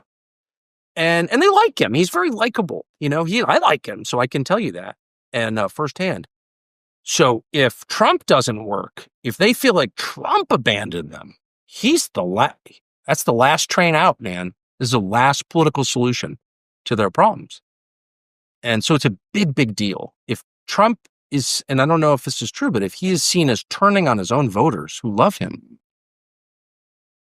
that's profound. And I don't know what I hope that's not true, for one thing. I don't know that it is true. But if that is true, that's a profound thing. And I don't know what the consequences will be. I hope it's not true. Mr. Carlson, thank you very much for your time. It was very interesting. I won you over. I know part of you's like, oh, this is forbidden. I can't think this. No. Think this. It's so naughty. No, I've right. No. I'm sorry. Well, I tried. Think about it. Think about it. You tried hard. You tried hard. Great to see you. Thank you. Great to see you. Thank you very much.